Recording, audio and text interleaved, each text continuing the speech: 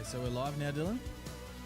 Ladies and gentlemen, welcome to episode 70 of Lawnhub Live After Lunch. I'm just trying to hack the system here rather than have my phone on because it's flat. So welcome. We do have a special guest today. Just make sure that everything's all good. Yep. We got people chatting. Got a very special guest, returning guest, in fact. First ever returning guest, we believe. We'll have to fact check that. But Ben Hallam, welcome back. Thanks, Jonesy. Hope you've had a wonderful Adelaide day. Oh, it's been fantastic. It's been fantastic. For those of you that don't live in Adelaide, it's been blowing sideways. It's been raining sideways, and it's been bone-shockingly cold. Definitely. So we've got Dylan on the mix with no mic today. So we won't listen to him. And my infinite hack's not working, Dylan. Well, Instagram Live's not coming up. Oh, Instagram.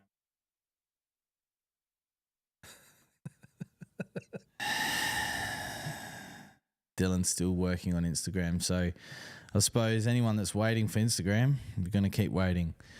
Got a couple of questions or a couple of comments. Pittman, hello. Fix It Fingers, afternoon, lads and Kira. Vem, Jim, welcome all, and VJ, g'day legends. So some very familiar faces there. But Ben, what's been going on? Very little. Very little? Finally got some anticipated rain that we've been waiting for. Yes, But that'll definitely help out your course. So we had 50 mil last week. And Jesus. yeah, it came down quick too. So we had 24 in just under an hour. Yeah, right. So yeah, shit everywhere. Yeah, there would be shit everywhere. Gum nuts, gum leaves, Yeah. bark. No, it's all over fairways. Ducks. Any ducks? Good day to be a duck. Ducks No. are gone, which is good. Ducks are gone. Yeah, ducks have gone. Jesus. Corellas are nearly gone. Mm-hmm. So yeah. And then 6.5 mil this morning. Yep. And then potentially another Yeah, 50 well, this weekend. they're predicting quite a bit of rain, which is good, which is obviously we need it. Yeah. But it would have been also nice in the middle of summer as well. Would have liked Yeah, a couple 10 of... mil would have been nice in the middle Yeah, of summer. fuck. So, because you were heavily reliant on your bore this year, weren't you? Yes, Yes. very. And one of them went down first week of January, so we only had 3 Yep. for the hottest part of the year. Wow. But we got through. Yep. Used a lot of water, Used a lot of water. 155 meg. That's a lot of water. Yeah. Fucking hell. So when people whinge about their $600 water bill, Yeah, that's it. Like- the electricity costs have gone through the roof. yeah, as well, because so, would you be running those pumps near all the time to pump the water up yeah. into so the you're running dam? the bores Yeah. 24/7, and then you're running your 3 pumps every night from Fuck. 8 o'clock till 6 o'clock in the Yeah. morning. For the irrigation. Yeah, for Yeah. irrigation. So, So do you pump from the bore to the dam, or you Yeah. pump directly from the bore to from the bore to the dam, yeah, and then and the then from the dam onto the course. so you got 3 pumps out from the dam to the course. Yep. Far out. So You'd- 45 litres a second. So you'd be able to get a fair bit of water out in the course each night then. Yeah, 1.2 meg, Yeah. roughly. How many holes does that get through? We can only water 9 fairways a night. That's pretty good still. Yeah. Far out. We alternate. Yeah. Front 9, back 9, or odds and evens every Yep. second night. Yeah, wow. Well, that's interesting. Dylan, no Instagram still? Still working on it, boys and girls, and they, thems, non-binaries. Well, we were having, and Skazebrook says, yo, we were having a quick chat about Cooch, mate, because of how much of a dog it is. Yeah, it is a dog. It is a dog. Obviously, those of you that are long listeners of the podcast know that, especially here in Adelaide, Cooch mite is an issue. I'm assuming that your course was no different. Yeah.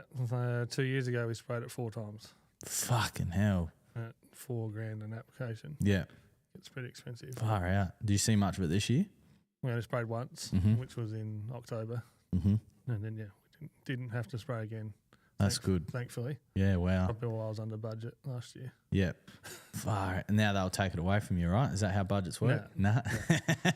Normally they do. Because normally, and this is what it was like in the supermarket, the budget wouldn't accommodate inflation or rise in wages. So they'd be like, well, you spent that much last year, that's all you can spend this Yeah. year. But, wages go up by 20%, 10%.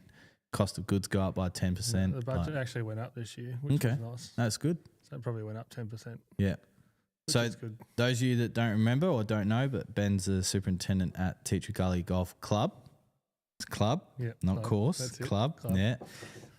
Last time I was there, it was in pretty good nick, to be honest. The greens are always rapid there. They were Always. pretty rapid yesterday. Yeah. 13.5 on the stick yesterday. Fuck, that's Augusta spec. Jesus Christ. There's no growth.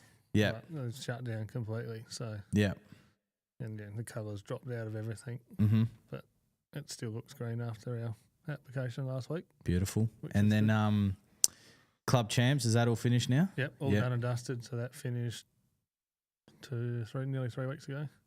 Time flies. I just feel like that was the other day over. I was talking about that. Yeah. Mm. So yeah, the final was the 25th or 26th of May. May. Yeah. So Yeah. 2 weeks ago. Well, there you go. Was it a clear winner this year? Yeah, he won easy. He won 6 and 5. No, 5 and 4. Yep. So, but yeah, Nice. I wasn't in it, so No, it doesn't no. matter. Ben's under an injury cloud. We'll put it at that, right? Yeah, Injury cloud. That is injury. Yeah. I'll get the okay to play against. Yeah, I was going to say. Hopefully. Yeah. Well, you got to play in a couple of weeks' time. Yeah. All right. So those of you who don't know what's in a couple of weeks' time, it's the Australian Turf Association, Management Association Yeah. Conference, Yeah. which the golf day is Toro Golf Day? Yeah. Yeah. So I can't remember the course you said. Concord, like the plane? Yeah. Yeah. Yeah. Yeah, well, there we go. So, yeah, Concord in Sydney. So hopefully get the okay to start playing again so I can get Just- a bit of practice in because Just do it. my number one competition isn't going this year. So No, isn't he? No, he's not going. Because of the works that are going on. Yeah, I think so. So, yeah. Might be Okay. another chance to win another one and head off to the States. Yeah. Do you know where the next one is in the States? In Orlando. I've already checked. Well, that sounds Yeah, nice. my daughter's all over it. She's like, "Come on, Dad, you got to win. I want to go to Disney World." Yeah. So Well, if it's a that's perfect chance. if there's not a bigger incentive than that, then you know. How you going there, Dylan?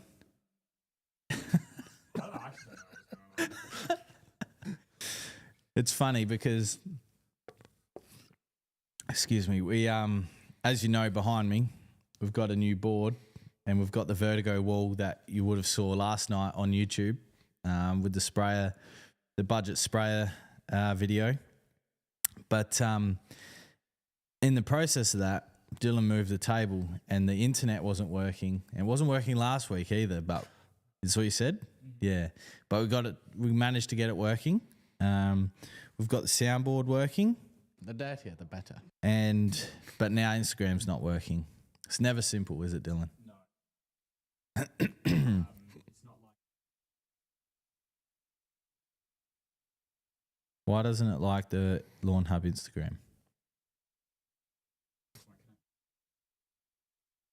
So my ultimate hack that I thought I was heaps smart about, not going to work. Right, we're still live on Facebook.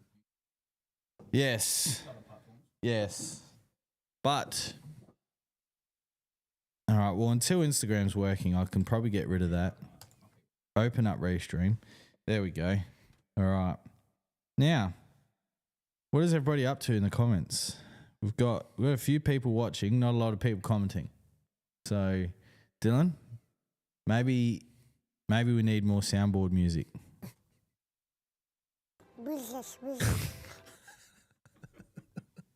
Oh, God. But yes. So anyone that may be wondering, where's Clint, the big man? He's away. He's on holidays. So, yeah, we mentioned that last week. Clint talked a bit about what it was. If you want to know, you'll have to go back and see it. And then those of you that haven't seen our current YouTube video, the sprayer review, which is still in here, by the way, aren't they, Dylan? Yeah, go and watch that because there's going to be a bit of more information on that in the weekly cut as well. So I'm going to talk about sprayers. So if you want to know more about sprayers, our size sprayers, Ben, you got slightly different sprayer on the golf course than a little 5 litre flat fan nozzle. 750 litres. And how far would that treat if you're putting out liquid fertiliser? On greens, I spray at 500 litres a hectare. Mm-hmm. So, but I never fill the tank all the way up. Yeah. On greens, but on fairways, I'll fill it to 750, so you'll get it 1.8 hectares per load. So to spray fairways is 6 full loads, so it's 11 and just over 11 hectares in fairways. Mm-hmm. Greens are 1.5 hectares. Tees and surrounds 1.5 as well. So a fair bit of spraying. Yeah. Fair bit of filling up. Yeah, last week we sprayed fairways, so 6 loads, and then this week we sprayed tees and surrounds, another 2 loads. What were you spraying? Iron and pigment. Yep. Get some colour back into it. Make it look great. Yeah. And that 50 mil we had last week only greened up the fairways. Yeah. All the members were like, the fairways have come back so good. Yeah. Because of that rain. But none of the roughs green. No. Just the fairway. Yeah. Yeah, it's great. I mean that's good. Obviously, the I suppose the more premium clubs are able to get out. How often are you spraying? Would you say, like in a season, if you were to do liquid fert, like any? Sometimes we're spraying 4 times a week. 4 times a week, yeah. Especially if we've got to spray insecticides and wetting agent, primo, growth regulator. Yeah. Probably every fortnight we'd spray greens with something. Yep. It's through summer. So like fert or wetting agent. Wetting agent, fertiliser. Yep. Pre-emergence, growth regulators, backward-butrazole. Mm-hmm. Got to get rid of the power. Get rid of the power. Fucking power. Yeah, tell me about it. Yeah. Is it bad at the moment, or it's somewhat under control? Not too bad. It's regulated very well, but yeah, we'll see how it goes through this winter. Yeah, obviously it's in its time now. So, and I suppose that's there's a lot of discussion online, especially in the lawn pages, about how much time you're out on the lawn, especially at home, right? So you just said then sometimes you're out there spraying 4 times a week, right? Yeah. So that's obviously quite high maintenance in some regard. But then you see people that say, I don't even know why people spray them once every 6 to 8 weeks in their home lawn. Yeah.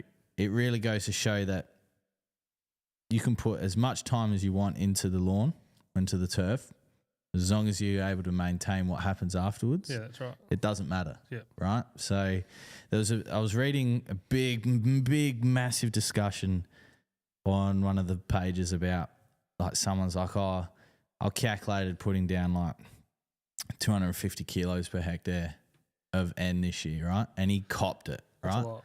It's a lot, but he was out there all the time maintaining it. Like, he was cutting 3 or 4 times a week, like really on top of his input, like what he was doing on the back of it, and his lawn looked magnificent, and he copped it. Like, you're stupid, as if you do that. And if you've got the time. If you've got the time, why does it matter? Right? Why does it matter? Yeah. It was, and he put his schedule up, and it was intense, but he had 120 or 130 square meters, and it's his hobby. Yeah.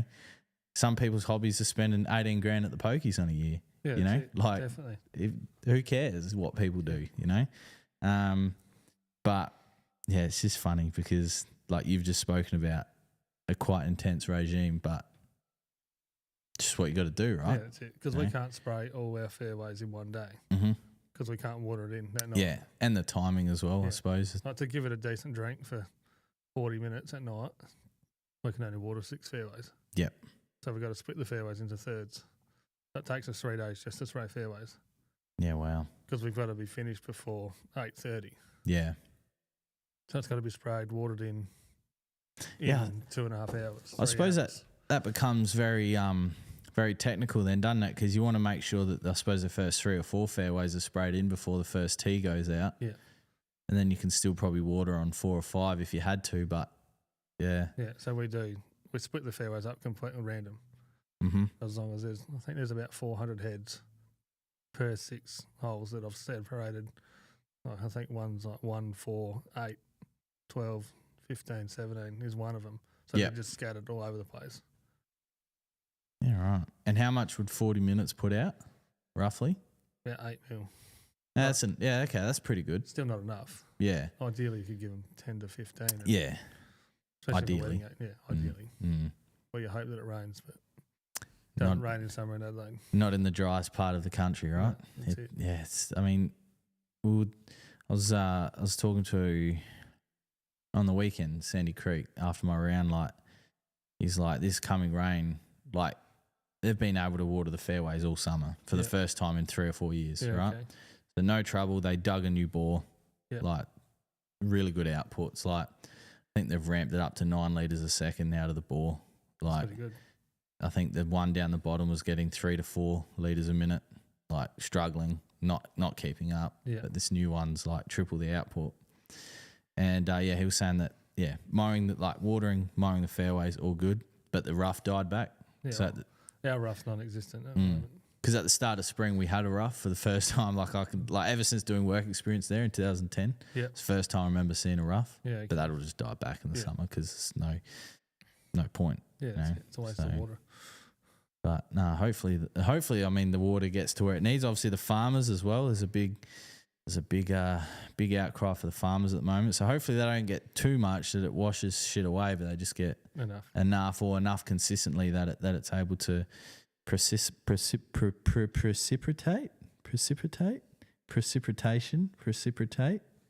at the right amount, because like heavy clay soils like cricket pitch soils drain at 1 mil an hour, so you don't want a downfall of 24 mil in an hour, because then see you later. Especially on not saying that we're playing cricket at this time of year, but they are somewhere. They are actually. I saw on Instagram there's a winter cricket league in Victoria. It'd be silly. That'd be nice. You'd have to play on hard wicket, surely. You wouldn't be able to play turf. No. Clint Osborne says shit weather in Ballarat. I don't doubt it. If it's shit here, it'd be even fucking worse. There'd be freezing there. Wouldn't be out in the goldfields this weekend, that's for sure. Be too cold and lose your fingers. Mitch might. If I have a patch of rocks under my lawn, how far down should I dig to fill back with soil? Well, Mitch, how long's a piece of string? As far as you want. As far as you want to go. As far as you want to go, the more the better. But I'd say once you get to about maybe 500 mil and there's no more rocks, it's probably enough. But obviously if there's some rocks there's probably some surrounding as well. So go, around the area, especially if you got a new build. Like at my place, my front lawn, my front soil is garbage. So I know if I dig that up, I have to go and spend a lot of time there to get rid of it. But I suppose as far as you want, but I suppose once you hit 500 mil and there's no more rocks, it's probably enough. Yeah, definitely. How are we going, Dylan? I'm not, but I can try. No, I'm on my Instagram, personal Instagram, Jonesy.01. Barra. No, I'm not, Dylan. I'm not. I'll check actually. He's probably logged in on his phone. Oh, that's fine. Nah, not on my phone. No. No. What were your thoughts on Rory winning the Masters, completing the Grand Slam, career Grand Slam? Yeah, I don't have much time for Rory, so. All right, next topic. So you're not going to go see him in Melbourne? No. Nah. No. That's fair enough. And then he came out and had a little whinge yesterday at the Canadian Open about his name getting dropped. About his drive. Oh, about the driver, yeah. And then he just threw Scotty's name in there. Yeah. I don't understand. We'll never be in his situation where we've won a career Grand Slam and made millions on millions, borderline billions. But I just think he'd be more humble than that. Yeah. It's just a normal testing procedure. All their drivers get tested, as you would know, which we'll talk about, shortly. But I just, and like in last year's US Open, he didn't really congratulate Bryson and he fucked off. And whereas Bryson stayed for Xander after the PGA, he stayed for Scotty this year as well, and stayed for Scotty. It's just, I don't know. If on one side, if I'm going to play devil's advocate, it's his job, right? And if he doesn't want to speak to the media, whatever. Yeah. But I suppose on the other hand, it's in his best interest to speak to the media because yeah, definitely. It's just, But I suppose if there was a third hand, it's good that he is coming to Australia to the Australian Open. A lot of people go watch him, but I won't be one of them. Depending on how the stars align, like I think. I don't know. Maybe there is because Bryson, for example, a few years ago, came with a different story. I couldn't stand Bryson when him and Brooks were fighting on the PGA Tour. Thought he was a fucking weirdo. Yeah, but that was the media, because then when Bryson came and made his own channel on YouTube, you get to, although you don't actually personally get to know him, but you get to know him. And it's like, fuck, this bloke's all right. And then he had, I would say, 3,000 or 4,000 people following him at Live this year. It was it was crazy. Phenomenal. Yeah. It was so good. He got up on the balcony of those people's house and to get a yardage like that. That's just wicked. I would never see Rory do that. Rory wouldn't do that. I don't think anyone else would do it. No, that's right. He's a different cat. He's a different cat. He do him, I suppose, but I just would have thought that he would have, I don't know, been a bit more humble. Yeah, but he's a weird cat. I thought Shane Lowry's comments at the Masters were interesting. Like after he's just had a shit round, he's like, I don't want to fucking speak to anyone. Like I've just had a shit round. We all want to talk about Rory, but I fucking want to play golf and I want to win the tournament too. Anyway, I'm going by. Yeah, no, that's good. I suppose with the driver testing. So those of you who don't know, Ben was a professional golfer, so a lot better than everyone watching this. I don't know. There could be a few people watching. Well, there might be, but if I'm looking at the comments, we've got Irvo here saying hello, Jonesy and Benny. Irvo's definitely not on that list.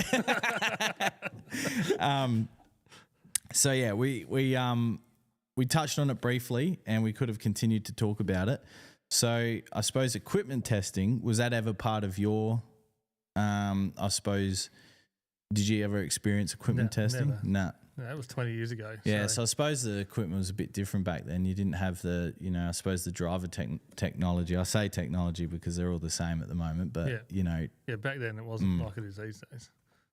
But 20 years ago was a long time when it comes to technology. Yeah, because I think 20 years ago, like the Nike drivers, which were, still not massive like they were today, but... Because there was a tailor-made driver that was illegal back then. Yeah, okay. So there was a few people that were using it. Yeah. Because the one model, it was the TP510. Mm-hmm. One model was legal and one was illegal. Yeah, okay. So if you had the wrong one. See you later. Thankfully, I had the right one. Yeah, okay. Yeah. So it still goes just as far as the new one because I've still got it. But it probably only goes 10 yards shorter than my current driver. Yeah, doesn't go straight. Yeah, you look at Tiger's driving accuracy back in the early 2000s, but even not so much his accuracy, but his length. He's still hitting at the same distance. Yeah, that's it. There was a stat the other day where, actually not a stat. It was a comment. It was an opinion, more so, of Tiger only dominated because there was no one good in the field, which is completely false. Yeah. I would argue that the field in the early 2000s was much better and stronger than it is right now. Yeah. Not taking anything away from Scotty because he's a fucking absolute jet. Yeah. But I suppose the thing about Tiger in early 2000s is the Nike gear wasn't renowned for its accuracy. It wasn't renowned for its, dispersion. All it was renowned for was the way that Tiger could play and hit a golf ball. He would have won any tournament with any golf club. Yeah, wouldn't have mattered what he used. He could have used the hickory shaft and he still would have won. He could have used the Dunlop Special from Big W for $49.95 and he's still smacking people. Yeah, that's it. Yeah. So I suppose I can't remember exactly what we touched on last time but golf, but let's go back to the beginning. Yeah. When did you first start to think I can play this game? When you were younger. Well, I started playing as soon as I could walk. That's right, Kapunda. Yeah. Yes, okay, I remember this now. My dad and my grandpa would volunteers at the course, so I just tag along and fuck around every day. Hit the golf ball. Probably when I went to high school was more when I started actually concentrating on playing more golf. I was practicing every night anyway. But yeah, playing footy and then got sick of playing footy and thought, that golf's where it's at. So when I finished school in 99. Fun fact, I started school in 99. Fucking hell. Yeah. Yep. So I finished in 99 and Mum and my sister had moved down to town and Mum and Dad said, you've got a year to get to somewhere decent and we'll see how you go from there. So I got from 7 to scratch in a year. Wow, that's wow. So, but I was practicing every day. I was hitting 400 or 500 balls a day, playing every day. I was at the course. My sister would drop me off because I'd never my licence. She'd drop me off before she went to uni at 8 o'clock in the morning and pick me up at the end of the day when it was dark. So in summer I was there from 8 till 8. Fucking hell. Just practice. Did you, when you say practice, as in you drop multiple balls, hit from different locations, or you just played like 12 hours of a round of golf sort of thing? No, so I'd hit balls for 2 hours when I got there. And we'd go out and play. Then we'd be on the chipping green. There was 3 or 4 of us that were always there, just taking the piss, mucking around, playing. Mm-hmm. And when you've got someone else there with you, it makes it a lot easier. Absolutely. Because you compete so hard against that person because you don't want to lose. And they were all good as well? Yeah. Yeah. So school holidays was good. So a lot of people looked up to me, which was good. Yeah. Because they saw how quick I got from 7 to scratch. Yeah, and then... I suppose if we're going to play a game, is what would scratch back then relate to today? Still scratch or no? So the best I got to was +3 on the old handicap system. Yep. Which I'm assuming would be +6 or 7 these days. Because the new handicap system's a joke. It's so whack, eh? Yeah. Like you can be so good. You can be consistent and nothing really moves. You have a blinder and you drop a whole shot, which is what happened to me. And now I haven't been able to match that, but I've been like capped. Yeah. It's like the 8 of your best 20, 8 rounds, your 8 best rounds of 20 rounds. Like I was shooting 5 or 6 under every second day. Yeah. So yeah, it would have been at least +6. Fuck. I remember playing at Glenelg one week. I had 46 under in a week.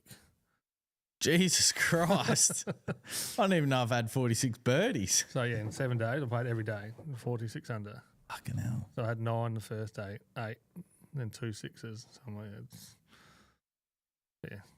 it's pretty serious. Can't find that form these days, though.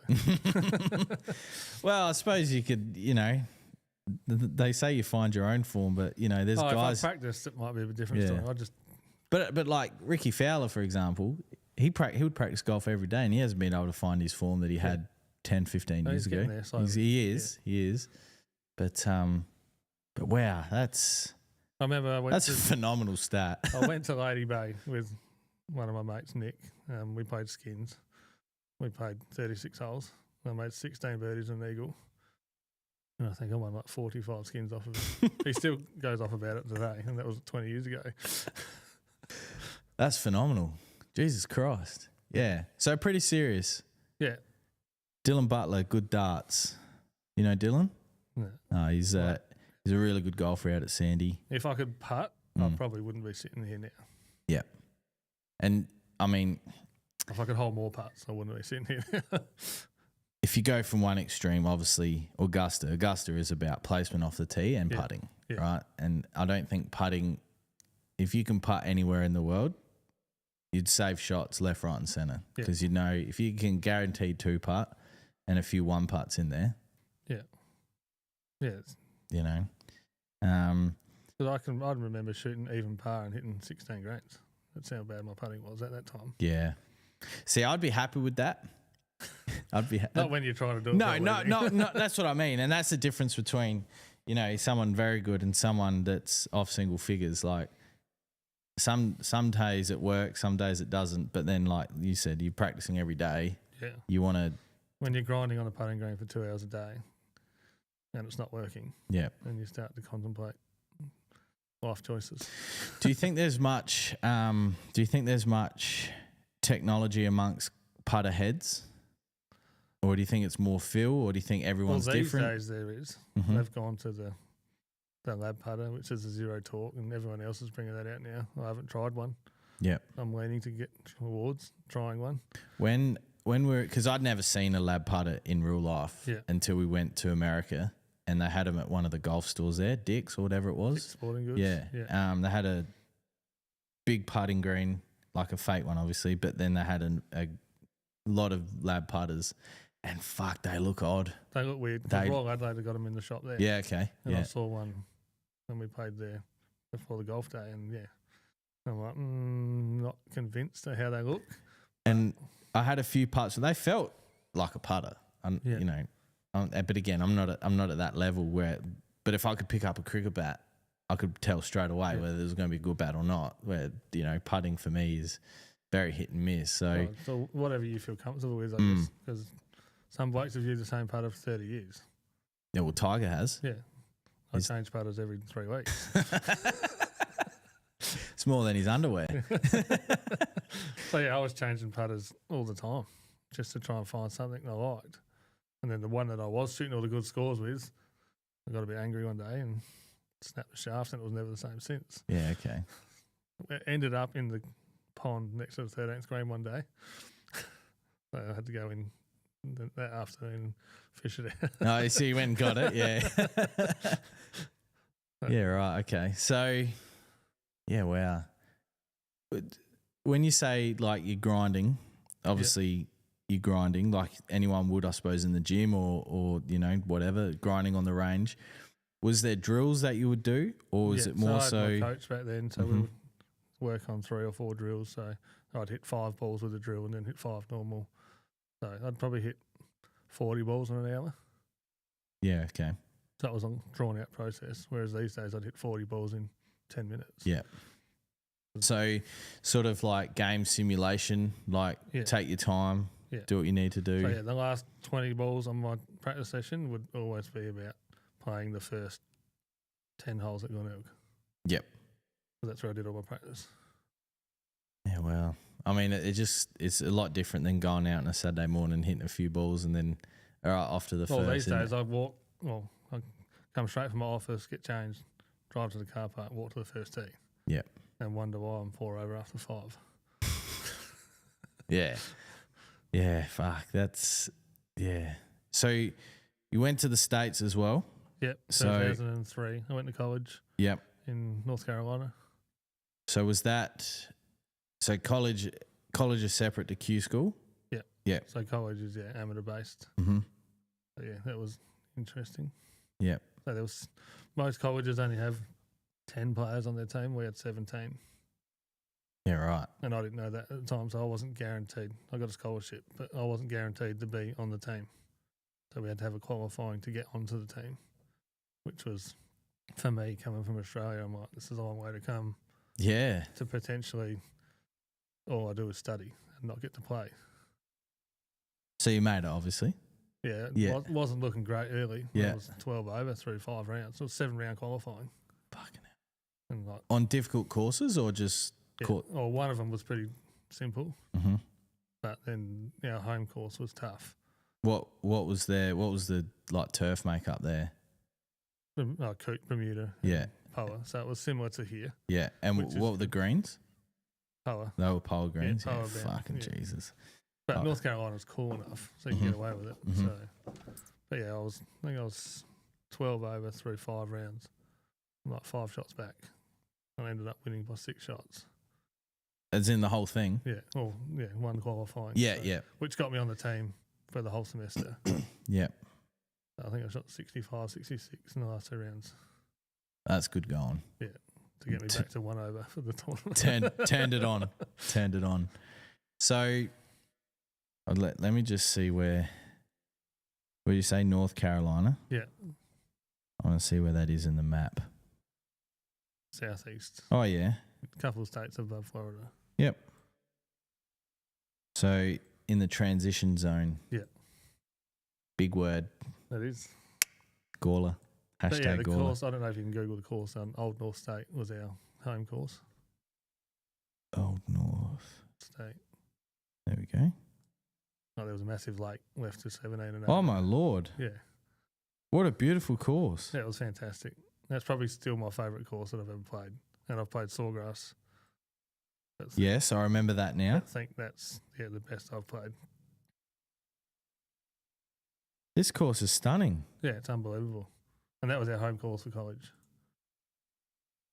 That's incredible. We'd spend 6 to 8 hours there every day. What were you studying at the time? I was going to be a primary school maths teacher. So something totally random. Yeah, okay. From golf. So, yeah. But, yeah, that didn't work out. So, I'd been out of school for 3 years. Yeah. And the study and the socialising was getting a bit out of hand. Yeah. I mean, which, you know, you're halfway across the world, right? So and I was legal. That's the thing. I was 21. Oh, over there, of course, yeah. There's some weird things over there, isn't there? Yeah. I'm sorry, that is a stunning golf course. That is phenomenal. Yeah, it's crazy.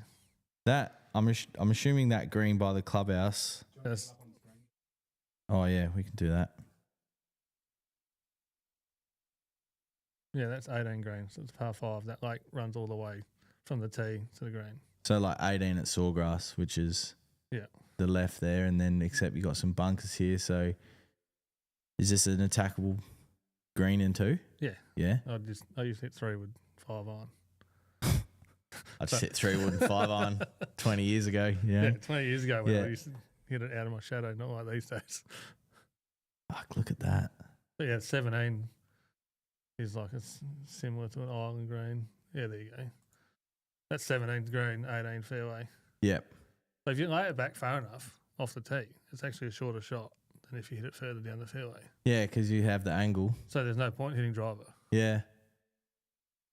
Because it's the same shot, really. Yeah, it was great. That's 18th green from the other angle. That's phenomenal. I'm sure we've got a course like that in Australia, but that would look similar to that. But there's obviously a lot of these courses in America. They're everywhere. That's why a majority of the good golfers or the best golfers in the world come from there, because they've got facilities like this to continue. So that's 17 there. So the tee's just to the left. Is this freshwater? Yep. Yep. You ever go fishing in there? No. No. No time for fishing. No time for fishing. Part of Evo's just died. I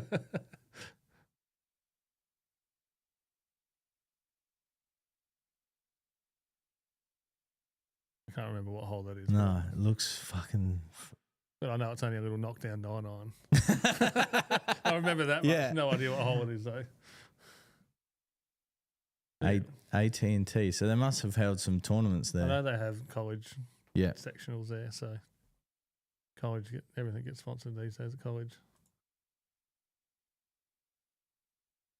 God, that's from 10 years ago, but I'm sure it still looks like that. Oh, look like that 20 years. Yeah. 2003, 22 years ago. Yeah, 2 years. They are grainy. They look very grainy Bermuda fairways. Yeah. Yeah, that photo bottom left is the 7/8, I'm pretty sure. Too dark anyway. So, but yeah, it was good. Good experience. I'd definitely recommend it to anyone if they thought about it. Yeah, 17T. Fuck, look at that. Sorry if everyone tuning in didn't want to look at this, but I personally, I don't care. This is sick. So how long were you there for? I went there with the plan to stay for 4 years and stayed for a year because, the study wasn't for me. Yeah. Came home and turned pro that Christmas. And then you said that you practiced a lot at Glenelg. I'm assuming that's where your home base was? Yeah, after we moved down from Kapunda. Glenelg was my home base I was a member there for 22 years. So Jesus Christ. No longer, or you still are? No longer. Since I've moved from there to Teacher Gully, couldn't afford. Yeah, of course. Whatever their fees are these days. So any big names that you let's start with paired with, and then I suppose tournaments that you participated in that they were in as well. Jason Day, Adam Scott. No, they're the main two. I mean, they're the only two you really need to list, right? Adam Scott's only a year older than me, I'm pretty sure. Yeah, okay. Exactly a year. Same birthday. So I just didn't get the genes that he got. Fuck. We played a junior Masters at Royal Adelaide one year, and he won by 14 shots. Jesus Christ. We knew he was going to be good then. He was the only one to shoot under par. Like it was, yeah. And how long ago was that? Junior Masters, it would have been 99, so 98, 99, long time ago. But he was only 17 and he killed it. Fucking hell. That's pretty special. Yeah, he just hit it so far. Yeah. I thought I used to hit it long, but he used... I mean, he's obviously known for his pure swing. Yeah. Was it pure back then as well? Yeah, it's always been pure. Yeah. It's surprising that he hasn't really won much more than what he has. It's all about the putting. Yeah, true. Yeah. I mean, he's got the big broomstick, right? Yeah. Yeah, if he could hold a putt from 10 feet, he probably would have won the Grand Slam as well. Yeah. I mean, that's the only reason he won the Masters in the end was that part that he trained. That was, and obviously the other 4 days of golf, but, but yeah, far out. That's incredible. So he was in Junior Masters, and then where did you play? And we played an interstate series against Jason Day. Mm-hmm. I'm trying to remember. We played foursomes against him in the morning. Can't remember who his partner was, but yeah, I think we lost 3-2. We were pretty happy. Yeah, so I would be. Yeah, that was in 2007, I think. 2007. He won I got my card in 2005 and then lost my card and got my amateur status back straight away. Yeah. And got back in the state team. And I think it was that year that we played them in Tassie. I think we lost 3-2 or something. We were like... Where'd you just play in Tassie? Launceston Golf Club, I think it was. Was that a nice course? It was a long time ago. Yeah. Fair enough. The only golf courses I know over there are like the big two, Barnbougle and the other good one. Isn't there two? There's two big ones over there. Well, King Island. And that's got, I'm trying to remember what they're called. Vanamental Bank as well. Yeah. But yeah. I just Royal Hobart's pretty good. Yeah, okay. Launceston Country Club. Tasmanian Golf Club. They got a few good ones down there. Yeah, wow. 7 Mile Beach has just opened. Yeah, okay. Did you see the one on KI? Did you get the Turf Talk book? I've seen photos of it. Yeah. But yeah. It looked good. I'll get that up. It looks really good. One moment, please. For some reason, I'm subscribed to the Turf Talk book. I think they've got 4 or 5 more holes to seed of the greens, and then they're done. Do you know what the idea of that course is going to be? Is it to drive tourism over there? Because, I mean, it costs an arm and a leg to... No, it's going to cost them a fortune to maintain it. I think they've gone with tough fairways. They have. That's if you know what the Turf Talk book is, you know why it's in there, but it's a Lawn Solutions magazine. Then they've gone with fescue greens. Yes, which is the first course to do that here in Adelaide. Yes, South Australia, which is going to be interesting. I've told this story before, but somehow I managed to have myself talking to the guy who decided on the fescue greens at one of the events we went to. I was very shocked. I had no idea who he was, and he just started talking, and I was, "Oh, what do you do?" And he's like, "Oh, I've been part of the the design and all that of the Kangaroo Island golf course, or whatever it's called. The Cliffs, isn't it? The Cliffs. I've gone past it. I can't do two things at once. I'm fucking horrendous."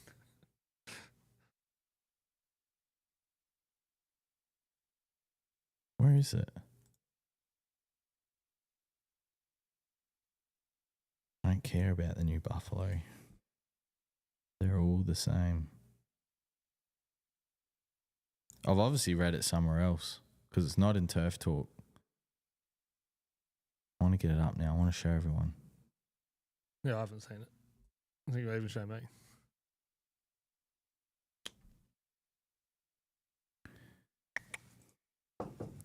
Because I've got something.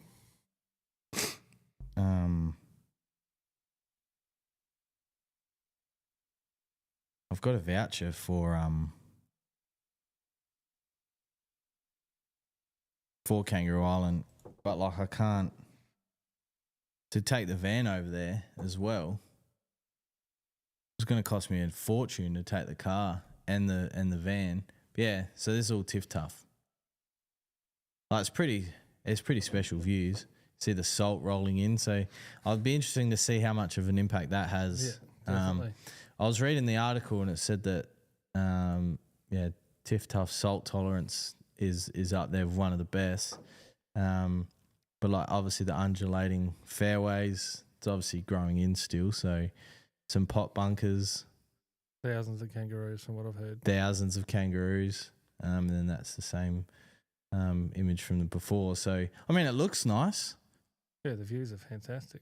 The wetting agent charge is that'll have to probably be injected, I would have thought, if you wanted to keep it alive on well, I mean, in saying that, If Tuff does have the watermark of approval tick thing, so it'll definitely be put through its paces out there. And obviously, the Barossa Park, which is where the gather round was, that was obviously Tiff Tuff as well, oversowed with perennial rye. So, I mean, by all reports, the first few, the first football AFL standard oval held together nicely. Yeah, so, unbelievable. And then they've got, in that Turf Talk book, they talked about cricket pitches as well that had Tiff Tuff for the first time. There'd been a few Tahoma pitches that would break up a bit quicker. I mean, it's cool. Yeah. And those of you that are Water Pro fans as well, they shared the TMS, what was it? Master Landscapes video of the turf farm. That was an interesting watch.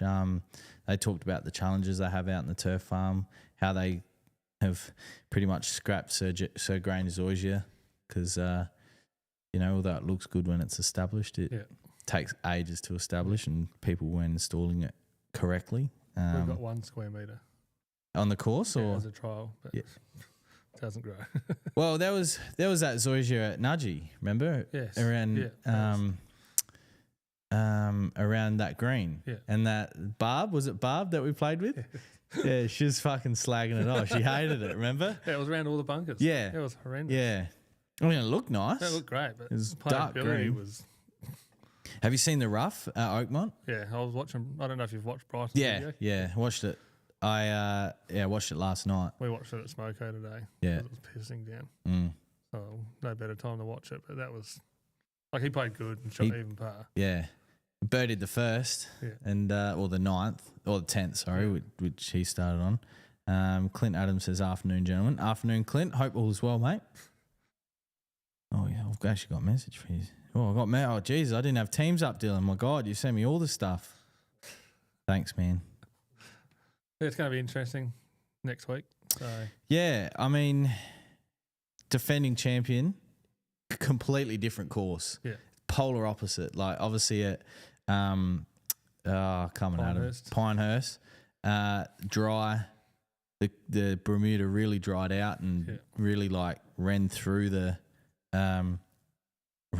fairway, obviously in that last hole that will go down in history. And, you're off the fairway, you're in sand. Jungle. But now, at Oakmont, you're off the fairway, you're in a jungle. Yeah. So it's going to be Bryson drives it so straight. Oh, if he can drive it straight, he'll win by 5. Oh, and 5 at Oakmont is like double, like 10, 12 shots. I can't see anything under par winning. Well, that's what they said, didn't they? Just watching him this morning, it's just like. And he made a comment that they've kept the greens healthy, ready for next week, so they'll just cut the guts out of them, I suppose, now, our time. But obviously, when that video was filmed, which would have been a couple of weeks ago, I suppose. Last week, I think. It was the 30th of May. Yeah. Okay. So not long ago. Yeah. So I suppose what would be a process there? Would they cut them a bit shorter and then just roll the shit out of them and keep the water off of them? Turn the water off. Yeah. Cut and roll. Depends how fast they want them. Yeah. They're pretty undulating in spots. Like some of the putts you see him hit this morning, it's like 2.5 feet break from 15 foot. Yeah, definitely. And they're only running at 10, 10.5. Well, that's what he reckons. So if they get them up to 13 or 14, it's going to be... I mean, if Bryson says it, then it's probably true. Yeah. He's probably got no better feel on the game than mad scientist than anyone. So he's next level with the way his brain works. Did you ever come across someone like that when you were coming through? No, not really. No. I think he's one of a kind. Definitely one of a kind. Definitely one of a kind. Nate Extreme said, I played soccer on a tiff-tough pitch that was laid this time last year. Seemed a bit thin and loads of power. Yeah, I mean, power flies in many different ways, doesn't it? Like, we've said it before, you know, birds can eat it and drop it, can get blown in with the wind, mowers, people in their shoes, socks, shirts, like... Footy boots, all sorts. Like, there's really no way of really keeping it out, and I've said this before, the gold standard for power control for many years has been used to death and it's built resistance, and then the next thing comes out and it's double the price. Yeah. And that builds resistance because it's a regenerative plant, and we've talked about that before, and then the third product comes out and it's twice as expensive as the second product, and then it's just a vicious cycle, and then I suppose eventually you just deal with it. It's just cheaper to deal with it, I would have thought. Yeah. Like you said, get some pack low out on it and try and maintain what you've got and try not to let it get any worse. That's all I'm trying to do at the moment. Just try not to let it get any worse than what it is. Or like you said last time, just find an anthracnose gene that is only attacks power. Yeah, perfect. There you go. If anyone's listening, I know there's probably some mad scientists out there that closely watch what I say, because I've been in trouble a few times for the things that I've said. So put it to good use this time. Yeah, that people don't like me out there, Ben. Yeah, I don't know why. Ah, because I'm from Gawler. That's what Clint would say. Jesus Christ. Well, we've got 7 minutes till we draw this month's first winner, which is a solo 414. I've also got something exciting coming in for the end of financial year sale, which Clint announced last week. I'll hold on that more, but it is another sprayer option. It's still a solo, but I thought we'd get a few in for the sale. There was a end of financial year sale from Solo to us dealers, so I've taken advantage of that, and I think they'll get snapped up pretty quickly. Well, I got a new Solo a couple of months ago. Yeah.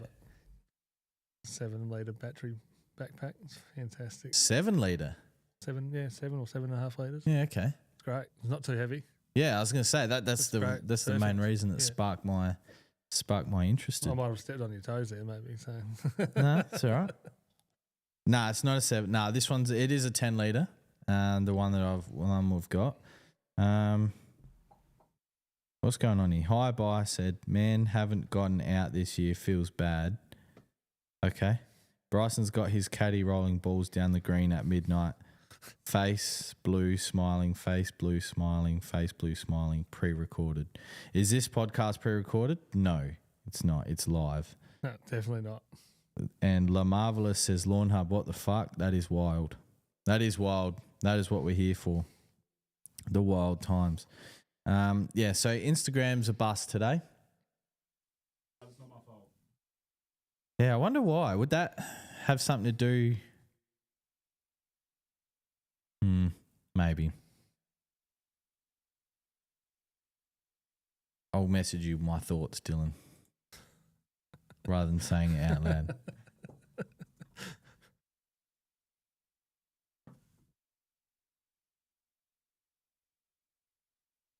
One moment.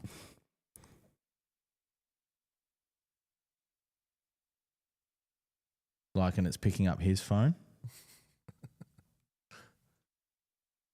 Nah, all right. It's on the restream. Just like our just like Shopify this morning. Yeah. Shopify, 100,000 orders. We're actually well past that now. The nice little plaque. Everyone displays their, well, not everyone, because not many people in our space have 100,000 YouTube subscribers, but not many people can display this. This is quite special. And I tried to surprise Clint, but I'm not the store admin, so I couldn't surprise him.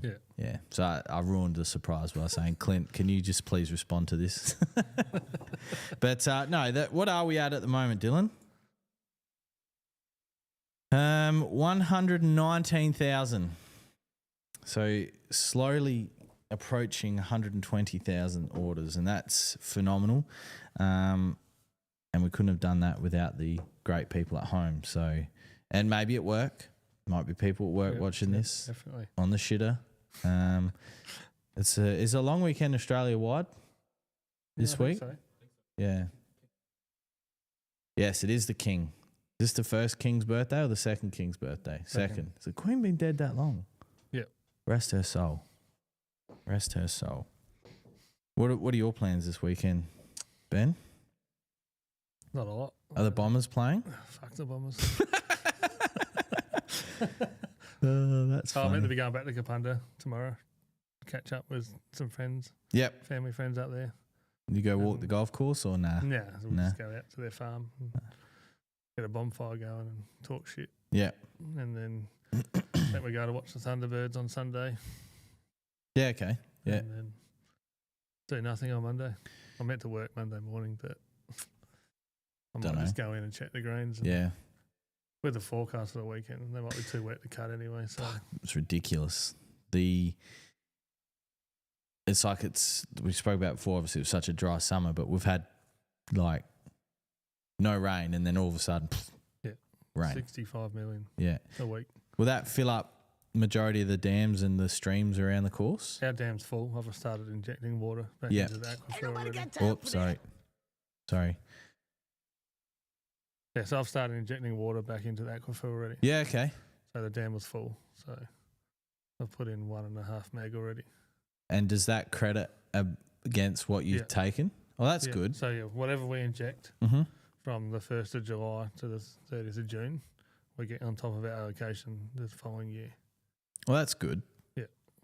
Essendon playing Carlton. Yeah, Sunday night. Yes, and Carlton are $1.45 favourites. Yeah. That's scary because you would not want to be a Carlton supporter given the way Essendon played last week. Yeah, if we played like that every week, it wouldn't bother me if we lost. But given that, I suppose that's the ups and downs of a young side. Yeah, that's it. Is Sam Draper staying next season? No. No, where's he going? To the Crows. You reckon? You reckon? Yeah, he'll come home. I think he will. It'd be interesting to see because if he didn't do his Achilles, I think he would have signed. Yeah, that's. I mean, I can't remember who I was speaking to, but Achilles is not like a knee. Yeah. Like once your Achilles has been put back together, it's usually pretty good. It's the knee that's a bit dodgy. You can do 1 or 2 knees in a career, but yeah, I mean, I hope he doesn't go. Because I don't know. Like Riley O'Brien's just been solid this year, like for the Crows. I don't know how old he is. Right? He was. I think he's been on the list for 8 years. So what would he be like? Maybe 30. Yeah. Let's have a look. See how good my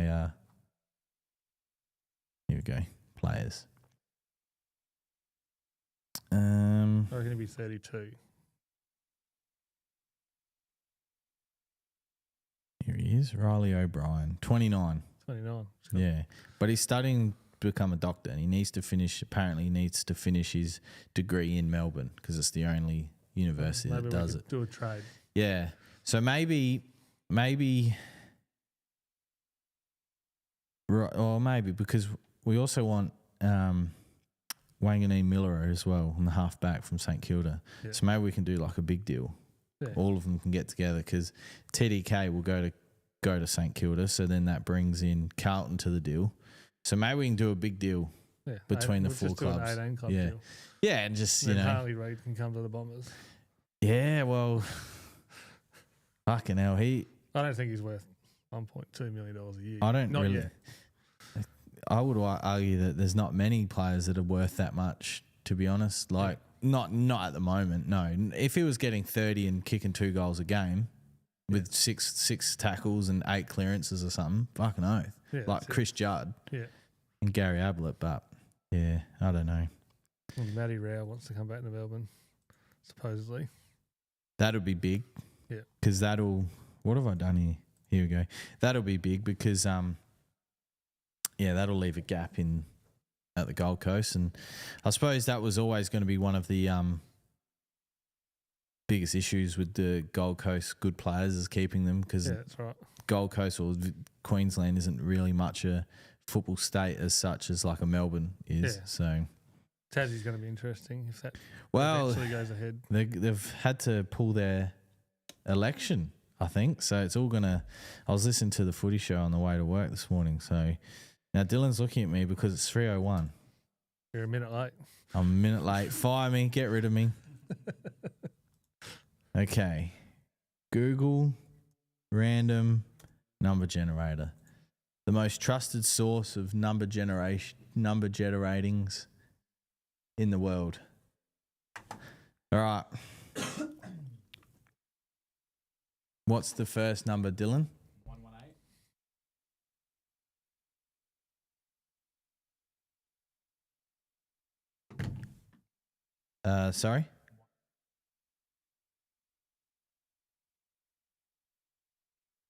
that the right number? Which is my number. All right, refresh. I'm losing my voice. So we had an order at 251, which is 119. This is going to be very good odds. Oh, fuck's sake. 119 322. No. I'm dyslexic. 323. 23. All right. I think we're there. Fuck, that was difficult. All right. So, how many orders is that? Like 400. 360. Fuck, so 350. Yeah, my God. bang on. Yeah. 350. Fuck. He's going to be a maths teacher, ladies and gentlemen. He's good. See, he's good.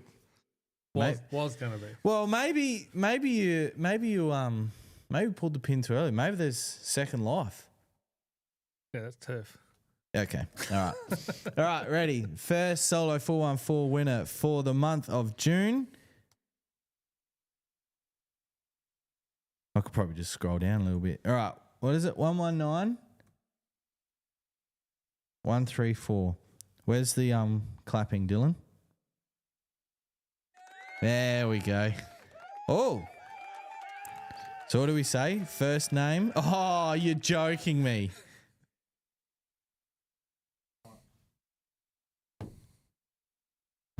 It's not who it is. It's what they ordered. They ordered a Solo 414 battery backpack pressure sprayer plus nozzle upgrade kit. That's awkward. That is very awkward. Fuck. Clint and Matt, if you're listening, fuck.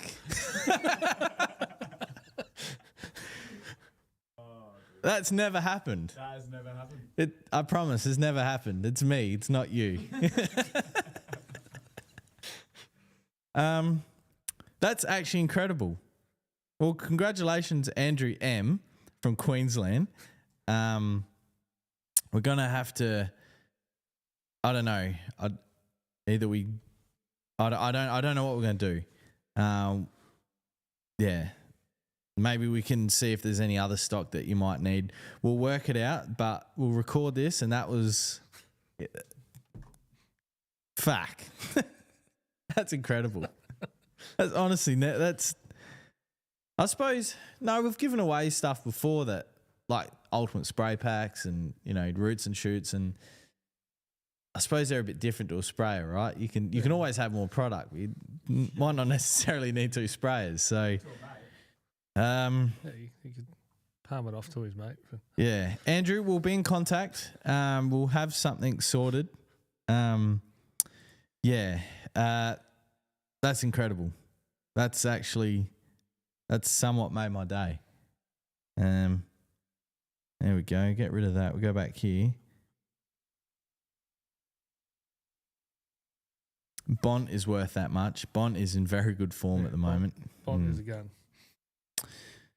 Okay. All right. Sorry. All right. So Hi Bye said nice. Sub to you guys. Thanks, Hi Bye. How are you guys doing this season? As in selling fertilizer? It's a bit cold, but we're getting there. Football wise, my team's currently 3rd on the ladder. Essendon are doing well. No. Yep. Be positive. Clifford said, how low do you think you can cut your fescue blend with a cylinder mower? Well, Clint's fescue blend can be mown at around that 4 to 6 millimeter mark. Are you able to share the fescue types in it? That's a good question. We were cutting our fescue at 6 mil. Yep. We were planning on using it as cover replacement. Yeah, okay. To see how it went. To try and stop the Cooch encroachment so we could spray it out. Yeah, that's what I was going to say, because fescue has quite a large amount of things that it's not tolerable with, but it also has a large amount of lists that it is tolerable with that Cooch isn't. Yeah. So, but yeah, the wear with how much traffic we get, it's got absolutely smashed so quickly. It's a shame, isn't it? Yeah. And it's not like a football oval where you can reseed straight after the game, get enough water and heat into it, and you get shoots up by the next Saturday. It's it's not like you said with the traffic. I think it lasted 6 weeks. Yeah, wow. And then it was gone. Yeah, and rip it out, put some bent back in. Yep. Nothing like double handling. Nah, nothing like double handling at all. Especially when it's 60 square metres. Let me just double check, Clifford. I do want to get... I only like dealing with facts here because, like I said, my mouse got me in trouble before with some incorrect information. So let me just... I'll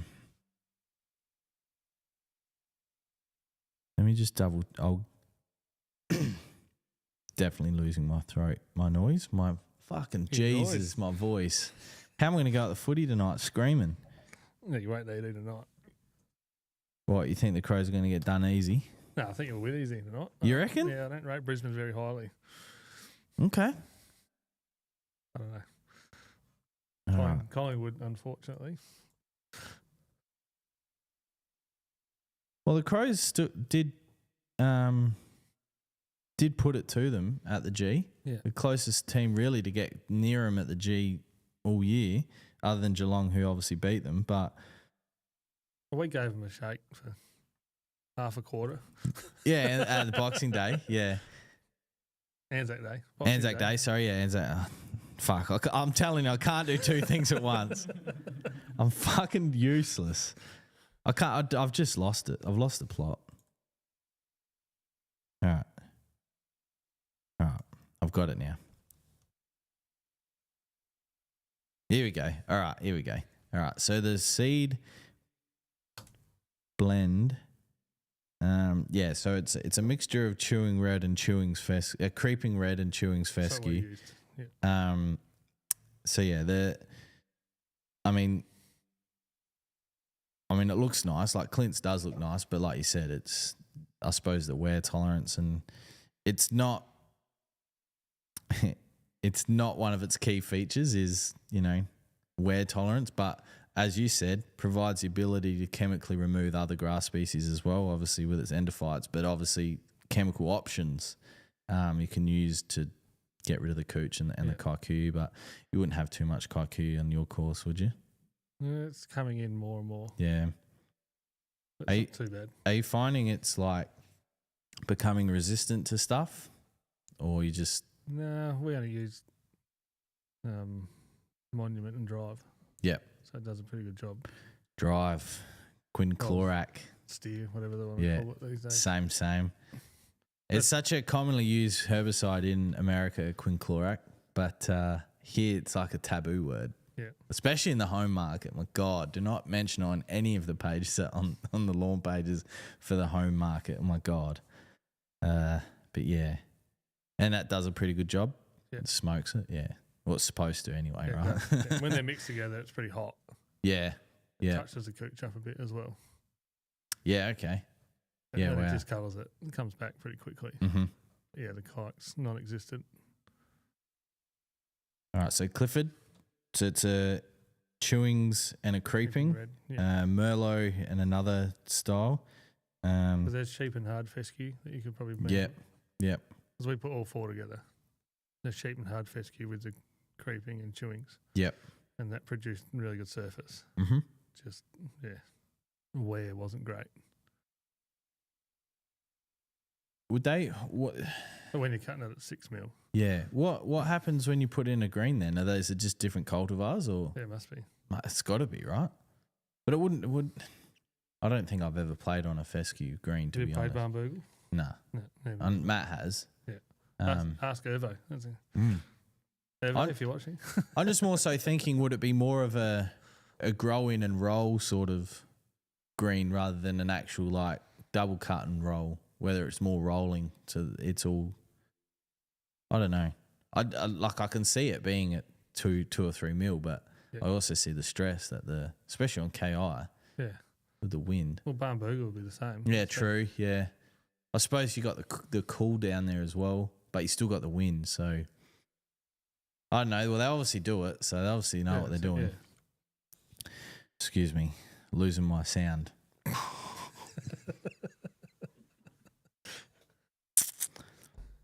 Oh, I legit thought this was a golf stream. Sorry, I actually have a genuine. How do you guys feel about electric mowers? It's a great question. Hi, bye. I personally got nothing against them. I think the technology that's coming out is better and better. But in a home setting, no dramas at all. What are your thoughts about electric mowers? Well, for us, it's just almost going to be, we don't have a choice. Mandatory. With all the houses we've got around our course. We've got noise restrictions and neighbour complaints and... Dumbest fucking thing ever. Golf course was there first, but anyway. Yeah, but we're probably going to have to go with a full electric greens mower eventually. Yep. We've got the hybrid with the electric reels, but full electric will be the way we have to go. Performance the same? Yeah. Yeah. But the reel noise is all you can hear. Yes. So if your reels are too tight, you can hear them. It's no different to having... Because what do you got out there, Toro? Or a combination Toro and John Deere, or just all Toro? No, we've got a few John Deere machines, fairway mowers and rough cutters, but Mm-hmm. But all greens are Toro? Yeah. Yeah. But we don't have walk behinds. We're always triplex because we've only got 6 staff. Yeah. But in a perfect world, you would have all walk behinds? Yeah. Walk behind cut? Walk behind greens every day if I could. That's a point do you think that's a point of difference? Yeah, definitely. Yeah. Especially through winter. Because then you don't have the footprint of the tyres going across the green 4 times a week. That's true. I didn't think of that. I was more so thinking about the weight. Our greens would be better quality through winter if we could walk behind. So we'll get 3 eventually. Yeah. We'll be able to do it because you don't have to cut your cooch as much in winter. But I'd still have to cut with the triplex in summer because the stresses of cutting all the cooch twice a week. Could you, and this is simply because I don't know, after the triplex, could you just roll the tire marks out with the roller, or it doesn't work like that? No, it doesn't work like that. Yeah. Like we roll twice a week, Tuesdays and Thursdays, and cut 4 times a week. Fucking hell. Under regulation as well? Yeah. Yeah. I suppose what are you cutting at the moment, like 3 or 4 mil? 3 1/4. Yeah.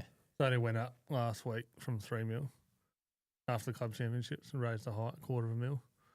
We've got our club Varden next Sunday.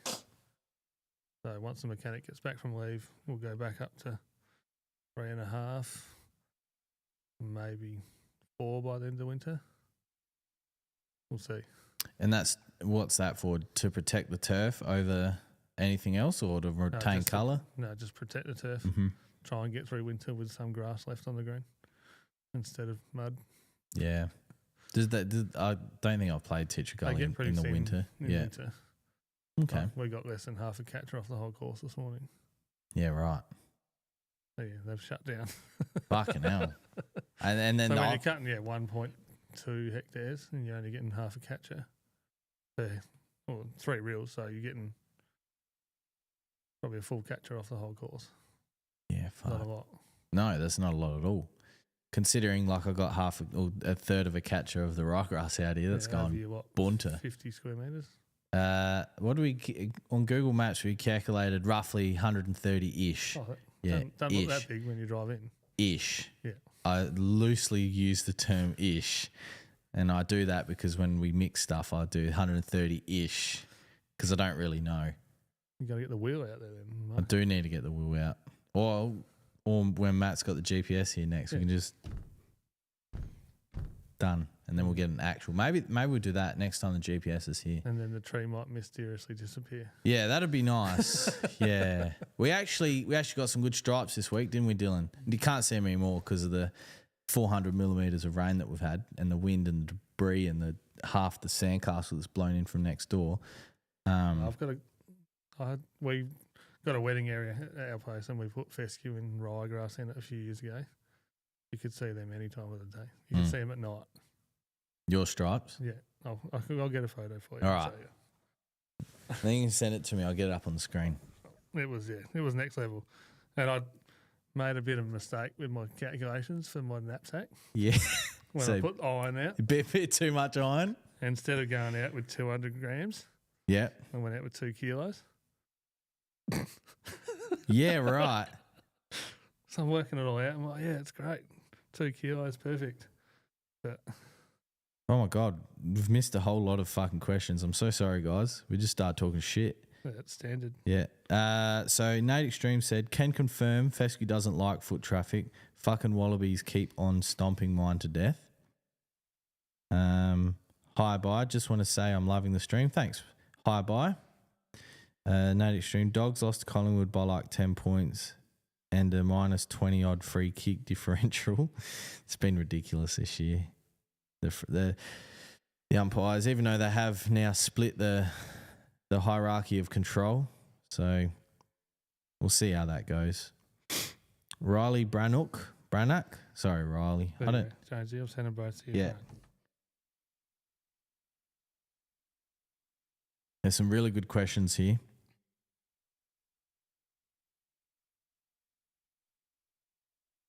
Some really great questions here. I'll get to them very, very soon. So stick in there, guys. We're going to see the miscalculation. Yeah, we might have put money shot out the front on the lawn here at a slightly same rate. Yeah. But I wish I could spray all the fairways at that rate because it was next level. Yeah, it was. What'd you send them to me on? I text them to you. Will they come through? Not yet. But while we're waiting for them to come through, I'll send them to you. It just could be the fact that they've got a plane up and they've put their trackers, their blockers on. I'm not friends with you on Facebook, Jonesy. Oh, why not? I don't know. Bastard. Maybe you don't love me. I love everyone. I love everyone equally. I'll email them to you. Anyway, I've got a question here from Riley. So Riley's the young man who answers all of our questions online. Hello, gents. Sorry if this is a common question, but what type of products are used on the Tea Tree Gully golf course?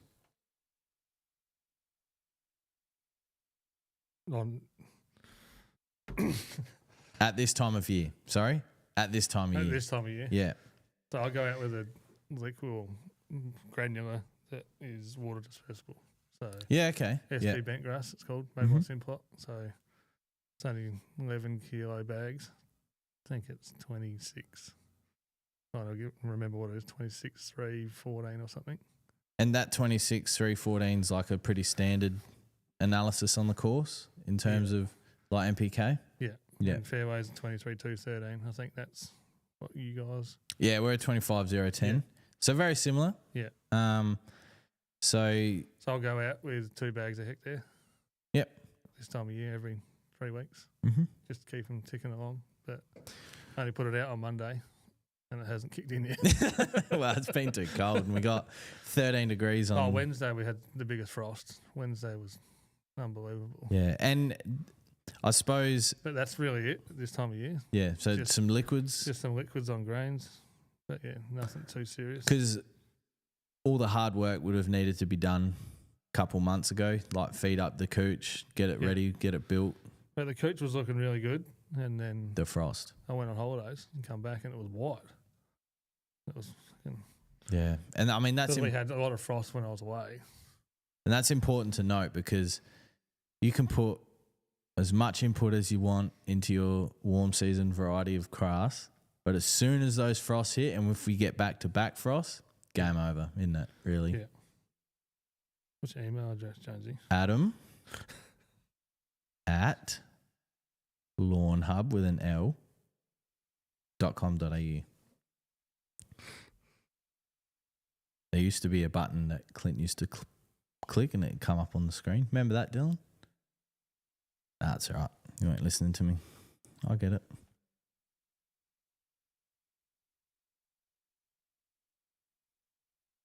Clifford here has written, currently have ryegrass front lawn, no traffic, but some shady spots, which I was thinking about chucking in some fescue.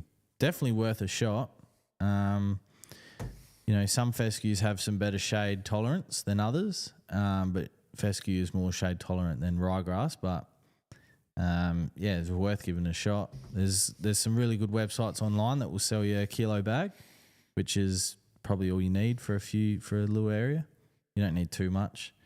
And then just keep the water up to it in those areas, but not enough that it's soaking, but just enough that it's damp.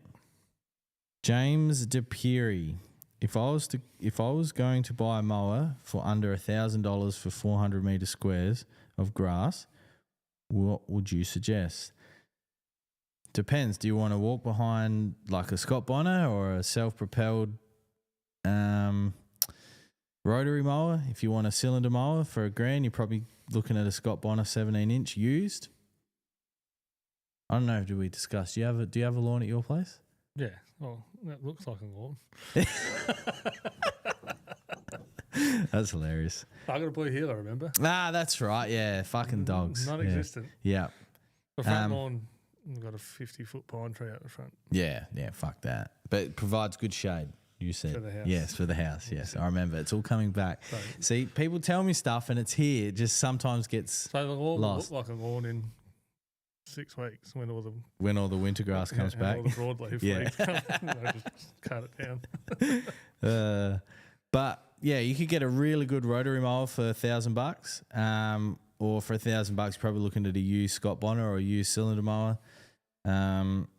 If you're in the States, you can get a Greensmaster for $1,000. Yeah. It's bloody ridiculous. You can't get a Greensmaster here for $1,000. It'd be nice if you could. Can't even get a Toro walk behind for. No. So yeah, you've got some options there. 400 squares is like a decent area as well. You could probably get an entry level ride-on for like a real entry level second-hand ride-on maybe for around $1,000. But yeah, if you're looking to cut the cylinder mold, look at a used Scotty, to be honest. Dylan Butler, you see some bent grass greens that have very minimal grain and others that have a lot of grain. What causes this? Assuming it's simply how it is maintained, or is there more to it? Different variety of bent grass. Different variety of bent grass will cause the grain? Yeah, definitely. We've got a lot of grain. Yep. Yeah, we do brush it out and groom it, dust it every fortnight to try and control our grain. But yeah, there's a lot of different bent varieties out there. There is. Because I'm in the process of looking for something to replace. Like replace fully or sew in? Not replace, eventually. Because our nursery doesn't exist. Yeah, so I want to try and grow something, but because I don't make seaside bent grass anymore, I've got to find an alternative that's going to look similar. So if we do need to replace 150, 200 square metres, something. It's going to look similar. What are your options at the moment then that are similar? Haven't really got one. I've tried Dominant Extreme mixed with Pencross, but didn't. Tolerance wasn't so great to our water. Yeah, okay. So, I mean, that's important too, right? Yeah, that's why I got to do a trial. Did a trial on the nursery. It tried to water it the same as I did on the course, and it lost it after probably March, and it got hit by stem weevil as well. Really bad. It went from a patch the size of a basketball to half the grain in 3 days. Well, that's just that rips the guts out of it, doesn't it? Fuck that. Yeah. So yeah, there's a few that I'm going to trial once the weather gets a bit better. Yeah, okay. I suppose, if you're trying to match the existing something similar, I'm sure. There's a Arrowtown brown top that might have the potential to be similar, which they use a lot in New Zealand. So yes, that sounds very familiar. The brown top, Arrowtown brown top. Arrowtown brown top. Arrowtown brown top. And then there's McDonald bent grass. I've done a bit of work with that. We've used that at the front of our 15th green when we put our new dam wall in. Yep. And that didn't survive too well at the nursery, but since we put it in there, it's fantastic. So I'm going to do a trial somewhere else on the course with it. Is that on the green or in the surrounds? That's on the collar. So it gets a lot of traffic. Yeah. That's interesting that it didn't survive the nursery. Yeah, I think our nursery site isn't great. Okay. So need freshen up of the soil as well, maybe? Yeah. But yeah, I've quoted all that up and it's like 45 grand. Yeah, it's ridiculous. To rebuild the nursery. Because I need to get 1,000 tonne of sand in. Yeah. Obviously the seed, those of you who don't know, elite bent grass seed can go from anywhere from $100 to $500 a kilo. Yeah. Like, it's fucking ridiculous, but it goes a long way. Yeah, it does. Obviously. But that's a kilo 100 square metres. Yeah. It's a lot of money. And a lot of it is the setup. So, like you just said, the soil. Proper drainage. Proper drainage, soil. I quoted up a nursery and I was astounded by the amount of soil. That's where most of the cost was, the soil. Yeah, especially if you're stripping that top 50 mil off. Yeah. And then doing it again before you know it, you got to bring. Yeah, because you want to, like, for example, if you wanted to replace a full 18 greens over, say 9 years, for example, you're gonna want to have the stock there in the in the soil, so you don't cut your last lot and go, fuck. There's your drainage. Yeah, there's my drainage. There's my mega fly. Yeah, that's going with it. So you want to be obviously well above that as well. So, yeah, I was astounded by the amount of soil. Yeah, because our nursery will be about 1,200 square metres. Yeah, decent. So that'll get us 2 grains with collars. Fuck. So you're looking at... Yeah, 1,000 tonne. Yeah. That's bang on. That's the same measurement that I got. Yeah. Yeah. So, but yeah, they don't realise it costs that much when you present it to the board. No, and I didn't know it cost. I didn't know it was going to cost that much until I actually quoted it, and I was like for someone else, and I was just like, that's ridiculous. Yeah, it is. But that's just what it is, and it's a necessity on a golf course. 100%. You only need a vandal to come through the front gate. Mm-hmm. Yeah, we spoke about it last time. Yeah, we did. Yeah, because we had vandals the week before I came on the scooter. Yeah, well, on the e-scooter. Fucking dogs. Yeah. I've got a rough idea who it was now. One of them goes to school with my daughter. Hey. Hey. He goes fishing in our pond as well. She told me the other day, such and such, he goes fishing in the dam all the time. I'm like, I'm happy for him to go fishing. Just start his bike. Yeah. Yeah. So she sorted him out. Yeah, good. We had a kid that kept stealing from us at the supermarket. So we chopped his fingers off. No, we moved his bike. So he'd leave his bike out the front, come in, steal, and then run away on his bike. So we took his bike. And we never saw him again. So fair. Yeah, fucking. Yeah, Riley just said that's cool. I didn't expect the granular. Honestly, I think he means like dispersible granule. So the DG granule.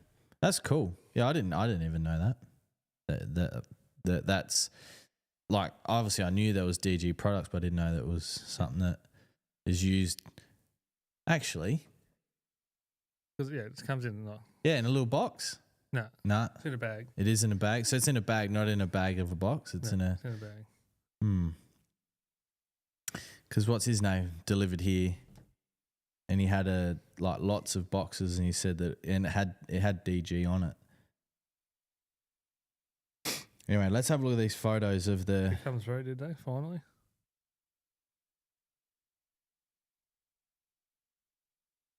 Holy shit, that's dark. All right, let's get them up.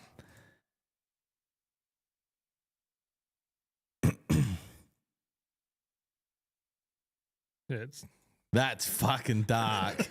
Holy shit. I emailed him to you as well. Yeah.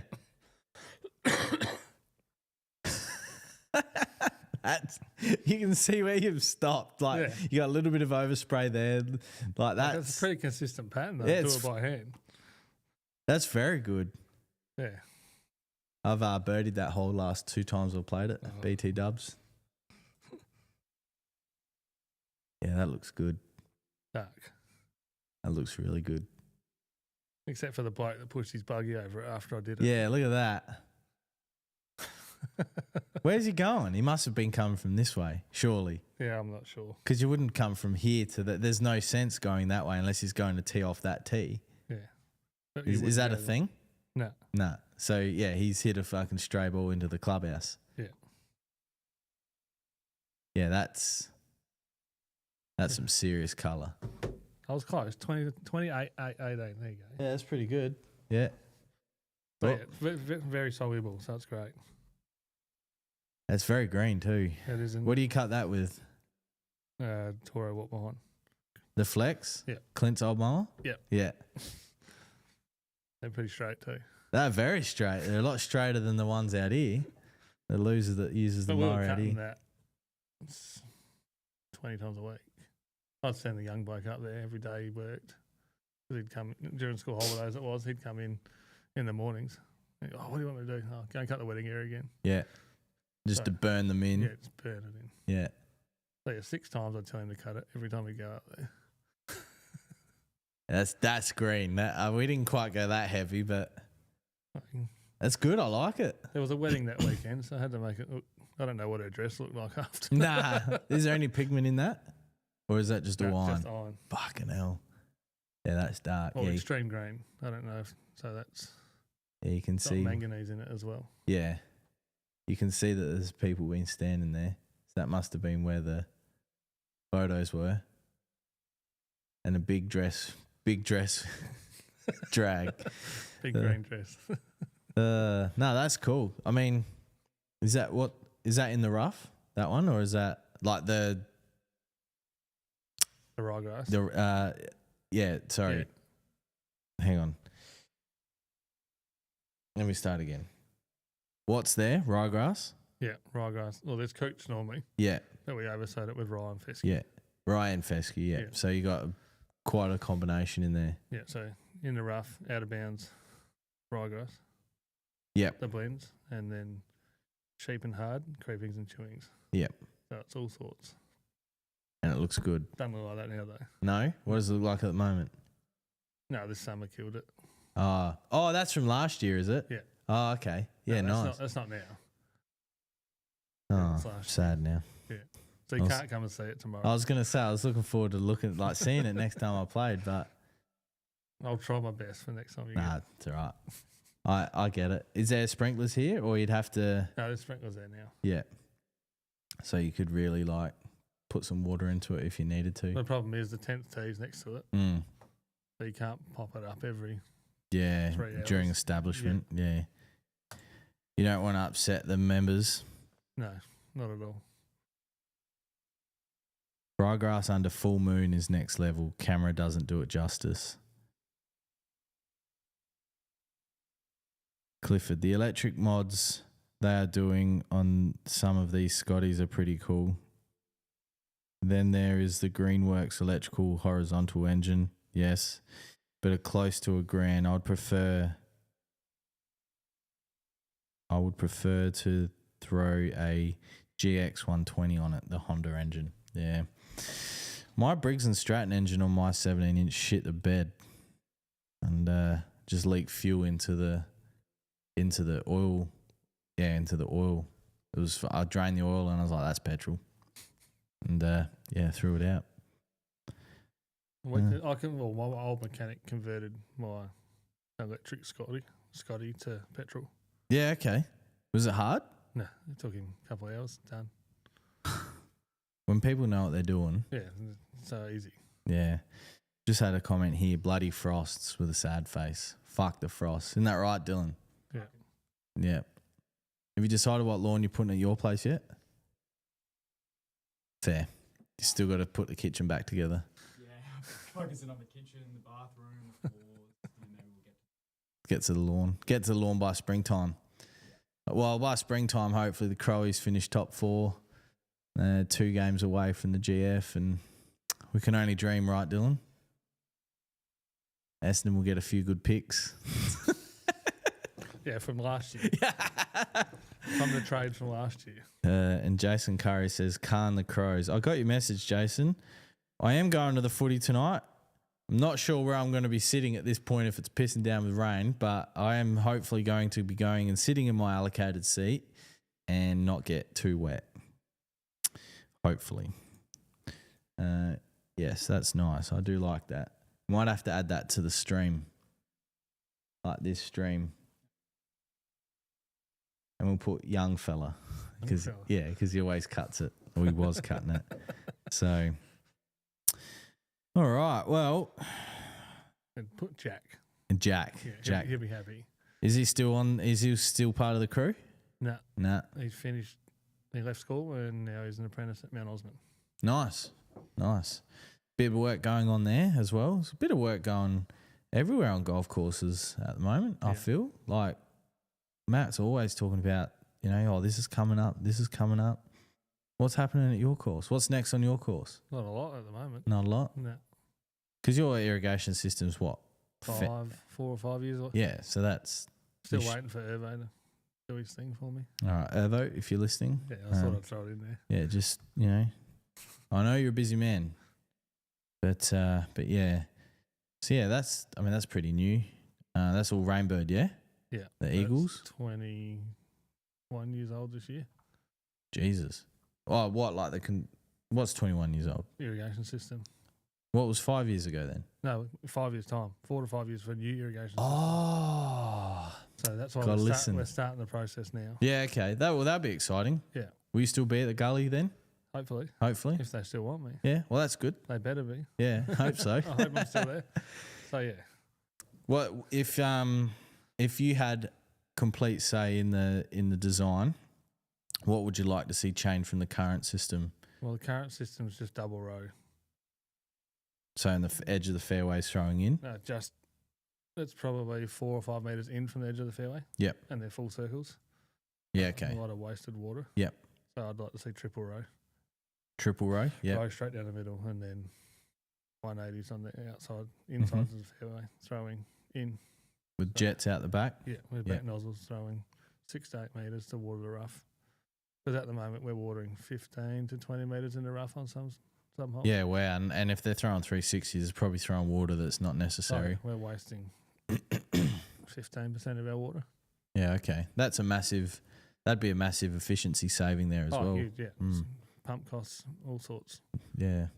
Timing to get, 180. Watering window, we could potentially water 18 fairways. You can get, and you could probably get your 10 mil out as well that you want. We could water 9 a night and get twice as much out. It's crazy. You just move a few dials and the efficiencies that you're able to gain. And get an extra pump in to get the watering window down to go 60 litres a second instead of 45 will make a huge difference. Yeah, fuck. That's... Because most courses have 4 pumps these days. Yeah, okay. Yeah. So... Especially with daylight savings, you can't start watering until 9 o'clock. Yeah, of course. Because hitting the head with a full rotor. Do you know about it? Oh, yeah, it hurts. Yeah, fuck. I nailed some bloke a few weeks ago. Not financial advice. No. Let's find that one. Where's that one, Dylan? What's this? Does somebody not know how to flush a toilet after they've had a shit? Me? Well, I was fucking one of you. Oh, God. What is this? What is it? There it is. Not financial advice. Yeah, there we go. All right. Yeah, they because they push out a fair bit of water. Yeah, they do. Yeah. High pressure. They our last hot day we had, I thought I'd give the greens a syringe in the afternoon. And one of the boys was up on the balcony and he rang me straight away that I just cut some bloke in half.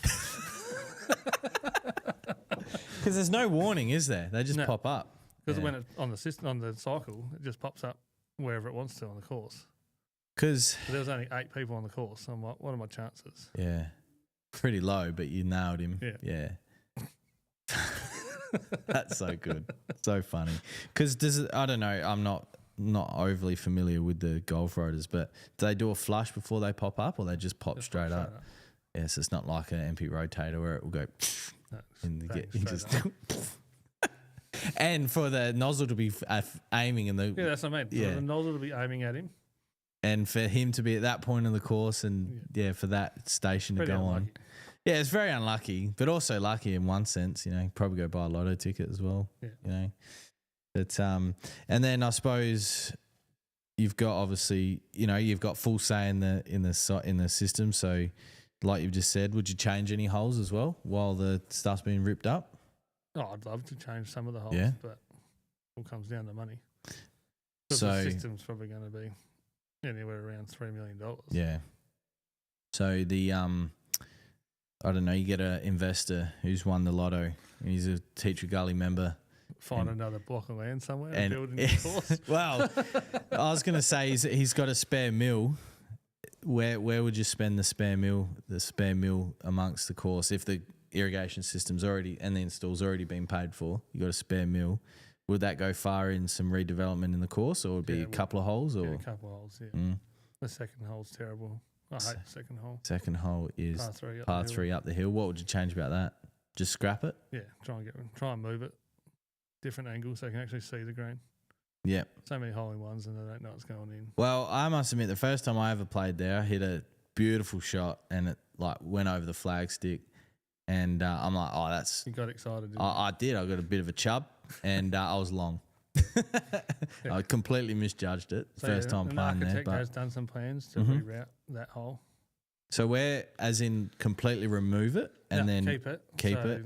The tee would go to the right of the first fairway and you'd hit it towards the fence. Oh yeah, yeah. So distance, you'd finish the first and walk back up sort of the fairway. Bit, yeah. That's not a bad shout. Yeah. You listening? And yeah, to make the third hole a par 4.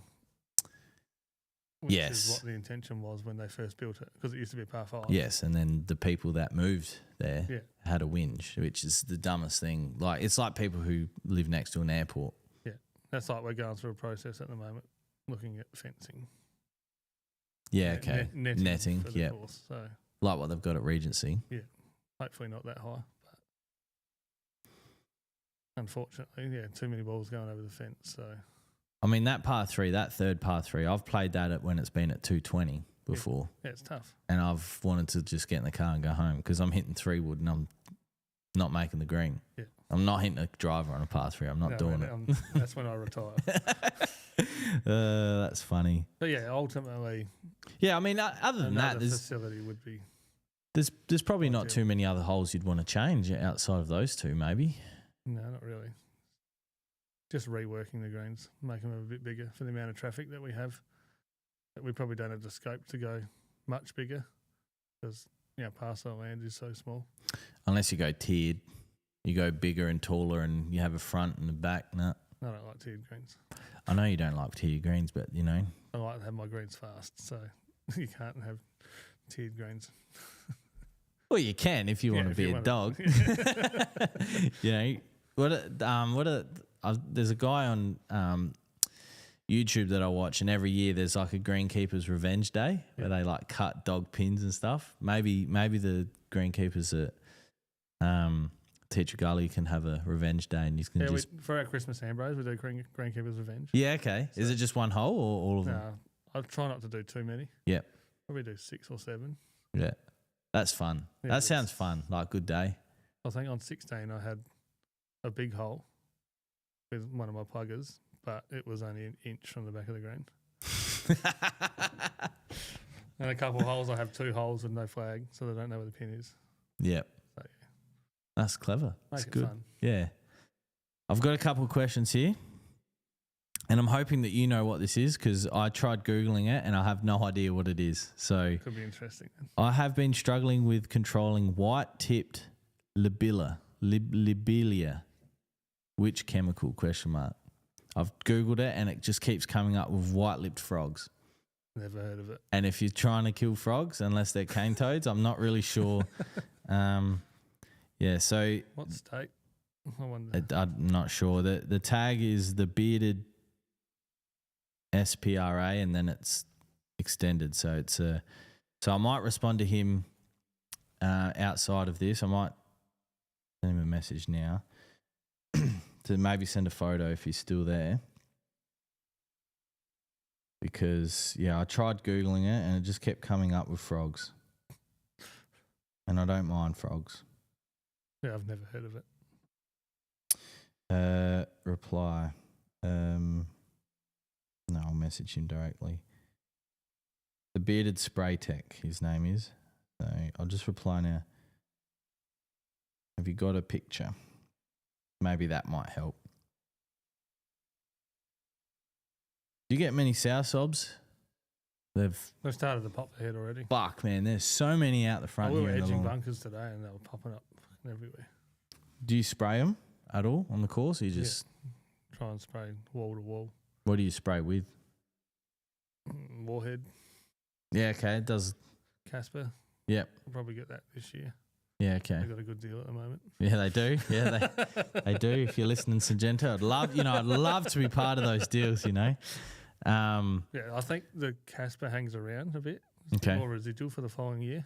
Yeah, I'm not allowed to talk about that, so that's what got me in trouble. So I'm not touching that subject because even though a chemical does something, if it's not on the label, I'm not allowed to talk about it. Me personally, just me. You can talk. When we used it at Glenelg, we noticed that the sow sobs definitely didn't come back as much the following year. Yeah, because I've had good eradication success with prodiamine. Yeah, with sow sobs at Dad's house. All the actives you're on. Yeah, with Barricade, Spartan. Yeah.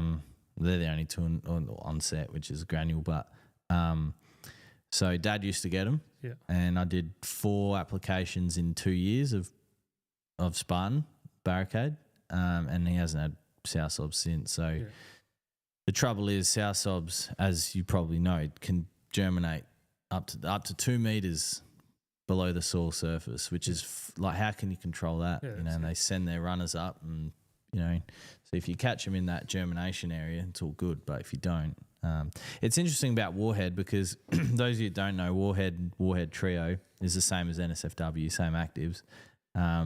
Some people have had great success with it, and some people not so great success with it. It's you just got to spray it every year. Every year, consistently, be on top of it. It's a sow sobs is tough because there is obviously a crop registered product for it, which is registered in the States and it's safe to use on Cooch. But in some parts of Australia, you can spray whatever you want. You can spray whatever you want, registered or not. However, in South Australia, you got to stick to the law, and that's only spraying things that are registered for that use and on that crop. So, there is a turf registered product with that active. It is 650 times the price because it's got a turf registration on it. Wow. They got to obviously get their investment back to have that active for turf registration. Costs a lot of money. But this other product has been in the crop scene for years. But I'll tell you about it after. Sounds good. Because I'm not going to say it on here because I'll get another fucking letter, and I'm done with my letters this year, all right? My front patch of Tiff Tuff gets very little sun in winter. Will it bounce back come spring? It will come back. It will come back come springtime. I'm sure you've got areas on the course that are good during summer and then during the winter. The greens. But no, warm soil temps and warm ambient temps are going to bring that back. As long as the Tiff Tuff doesn't completely die off or die back. But if it does, it'll creep in if it's good during the summer anyway. You have, what's that par 4? So after the par 3 down the hill, you've got the par 4 with the bunkers left 14. And then the road. Yeah, 14. Is that 14, is it? Yeah. There's a good rough that grow amongst the trees in there. Yeah. Does that die back much in the wintertime, or that's sort of all right? Just leave it. Yeah. Okay. That's untouched though. We don't touch it at all. Yeah, right. We never take a mower in there. Yeah, okay. Since I've been there, 6 years, I've never seen a mower in there. Always looks so good in there though. Yeah. That's why I always hit my ball in there. It's enticing. Yeah, there's a few areas on the course that haven't been touched since I've been there. Yeah, okay. That's cool. I mean, that's nice to know because obviously, like, I walk past it and I'm sometimes in it. Majority of the time, I'm right on that hole, but it's not in majority of the time. It's not in play. Yeah, sometimes it is. Depends who's hitting. That's another green I'd move. I'd move that green 30 metres to the left. Yeah, okay. Why is that? Make it straight a hole. So there's power lines that run across the top of the green. Next time you play, have a look. The power lines run over There is too. What's the local rule there? I'm assuming if you hit it, you get to hit it again. Yeah, this is what But it you'd is. hope that you wouldn't hit it because it's going over the back.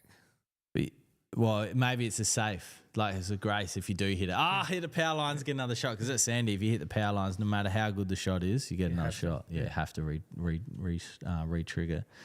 Yeah, there is too, I never noticed that. Yeah. Of course, if you've hit them, you're fucking long. But, you know. But, yeah, going left. So there's a nice little pocket in there. Where There is. Then we can move the 12th tee further right and straighten that tee shot up. Par 5 up the hill. Yes. So there you go. There's my money spent already. Yeah. There's how you spend $1 million in 4 holes on a golf course. Yeah. Sorted. Yeah. And half of that's gone to green construction. Yeah. In sand. In sand, yeah. Yeah. It's really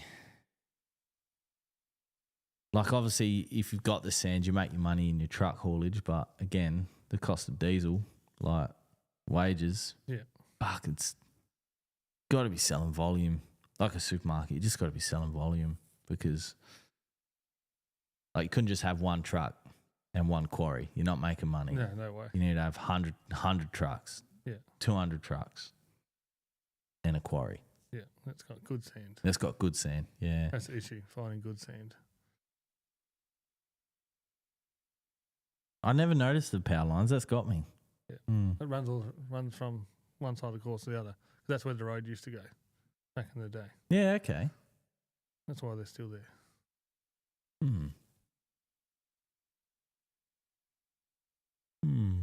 Interesting. And then there's another one here from Stefan Benetti. Built a new house and the yard is a mix of crushed rock and clay. How do I prep for lawn?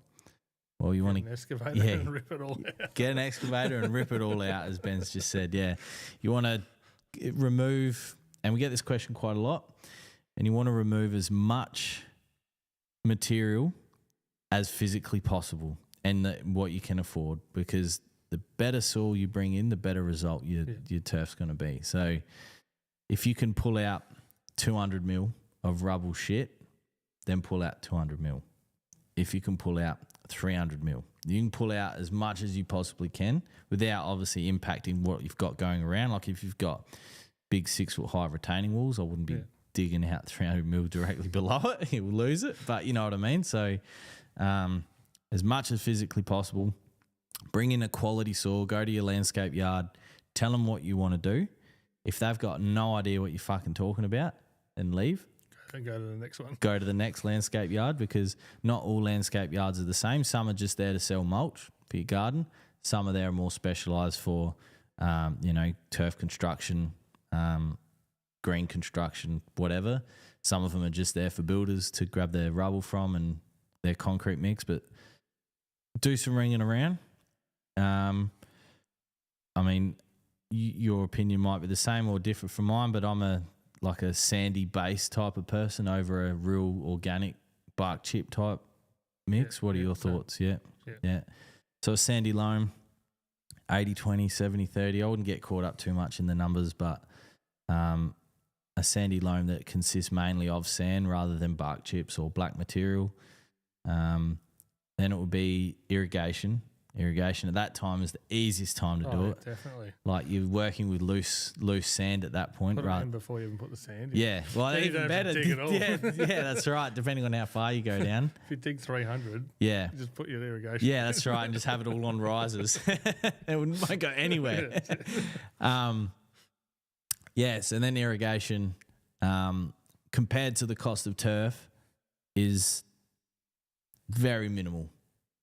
For irrigation, and then selecting the right grass variety for your area. So, if you've got full sun and you want to be out there consistently, I'd be looking at a Cooch 100% or a Kaku. If you've got a shade affected area and you just want a nice lawn, then something like a Buffalo.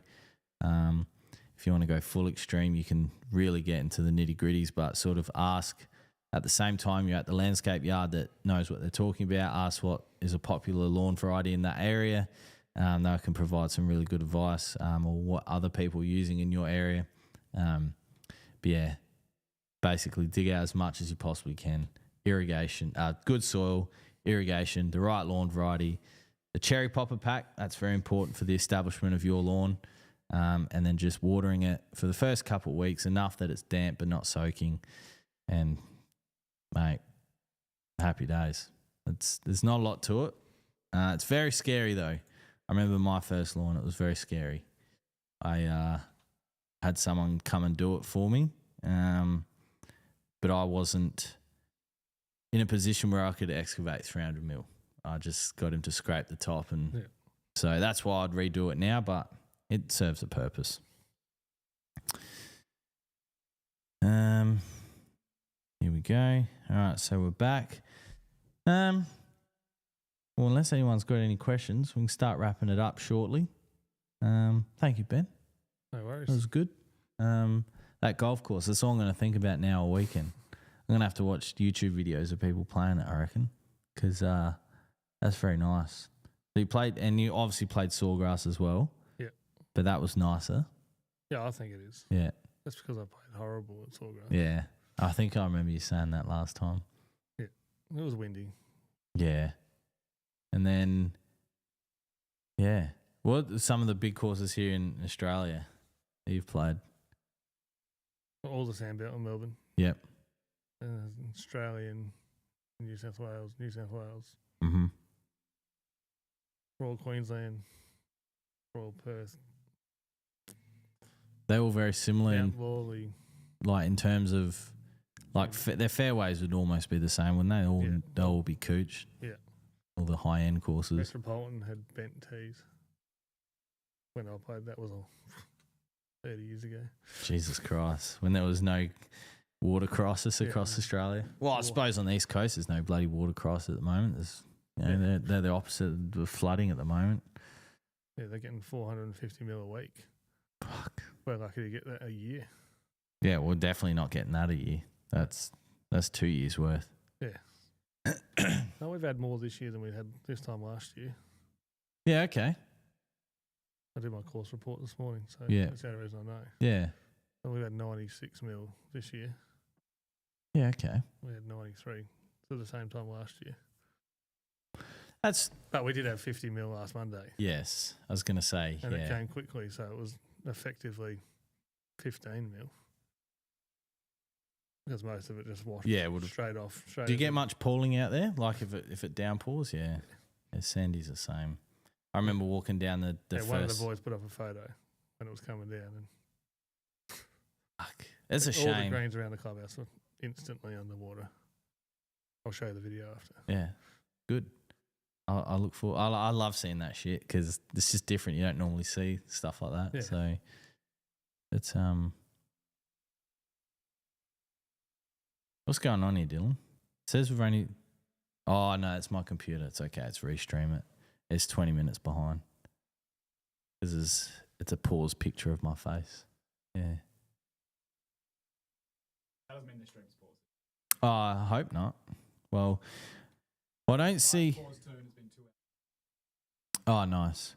Well, we haven't got any new questions. I have sent that guy on Insta a message.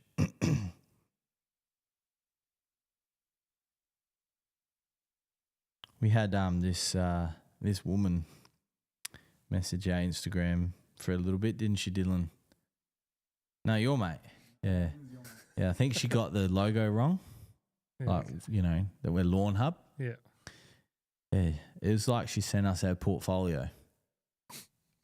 Yeah. It was interesting, wasn't it, Dylan? Yeah. No, she didn't. No. No. Yeah, I was shook. Yeah. And then then her account disappeared. Yeah, okay. So I think Instagram got onto her. But yes, well, that's it. So no more questions. Thank you very much. I will play us out. Thank you, Ben, for joining us. No worries. It was a pleasure. Talk some more shit, which is always good. Nothing wrong with talking shit. Nah, fuck no. It's better than not being able to talk shit. Yeah, that's it. Hope everyone has a great King's birthday long weekend. Yeah, I'm not sure. If you're in SA, probably not much you can do with the incoming rain, but if you're doing something, I heard the fishing on the York Peninsula is very good at the moment. We'll see for how much longer. See for how much longer, yeah. The squid are on apparently. The salmon are running, so and the mullet.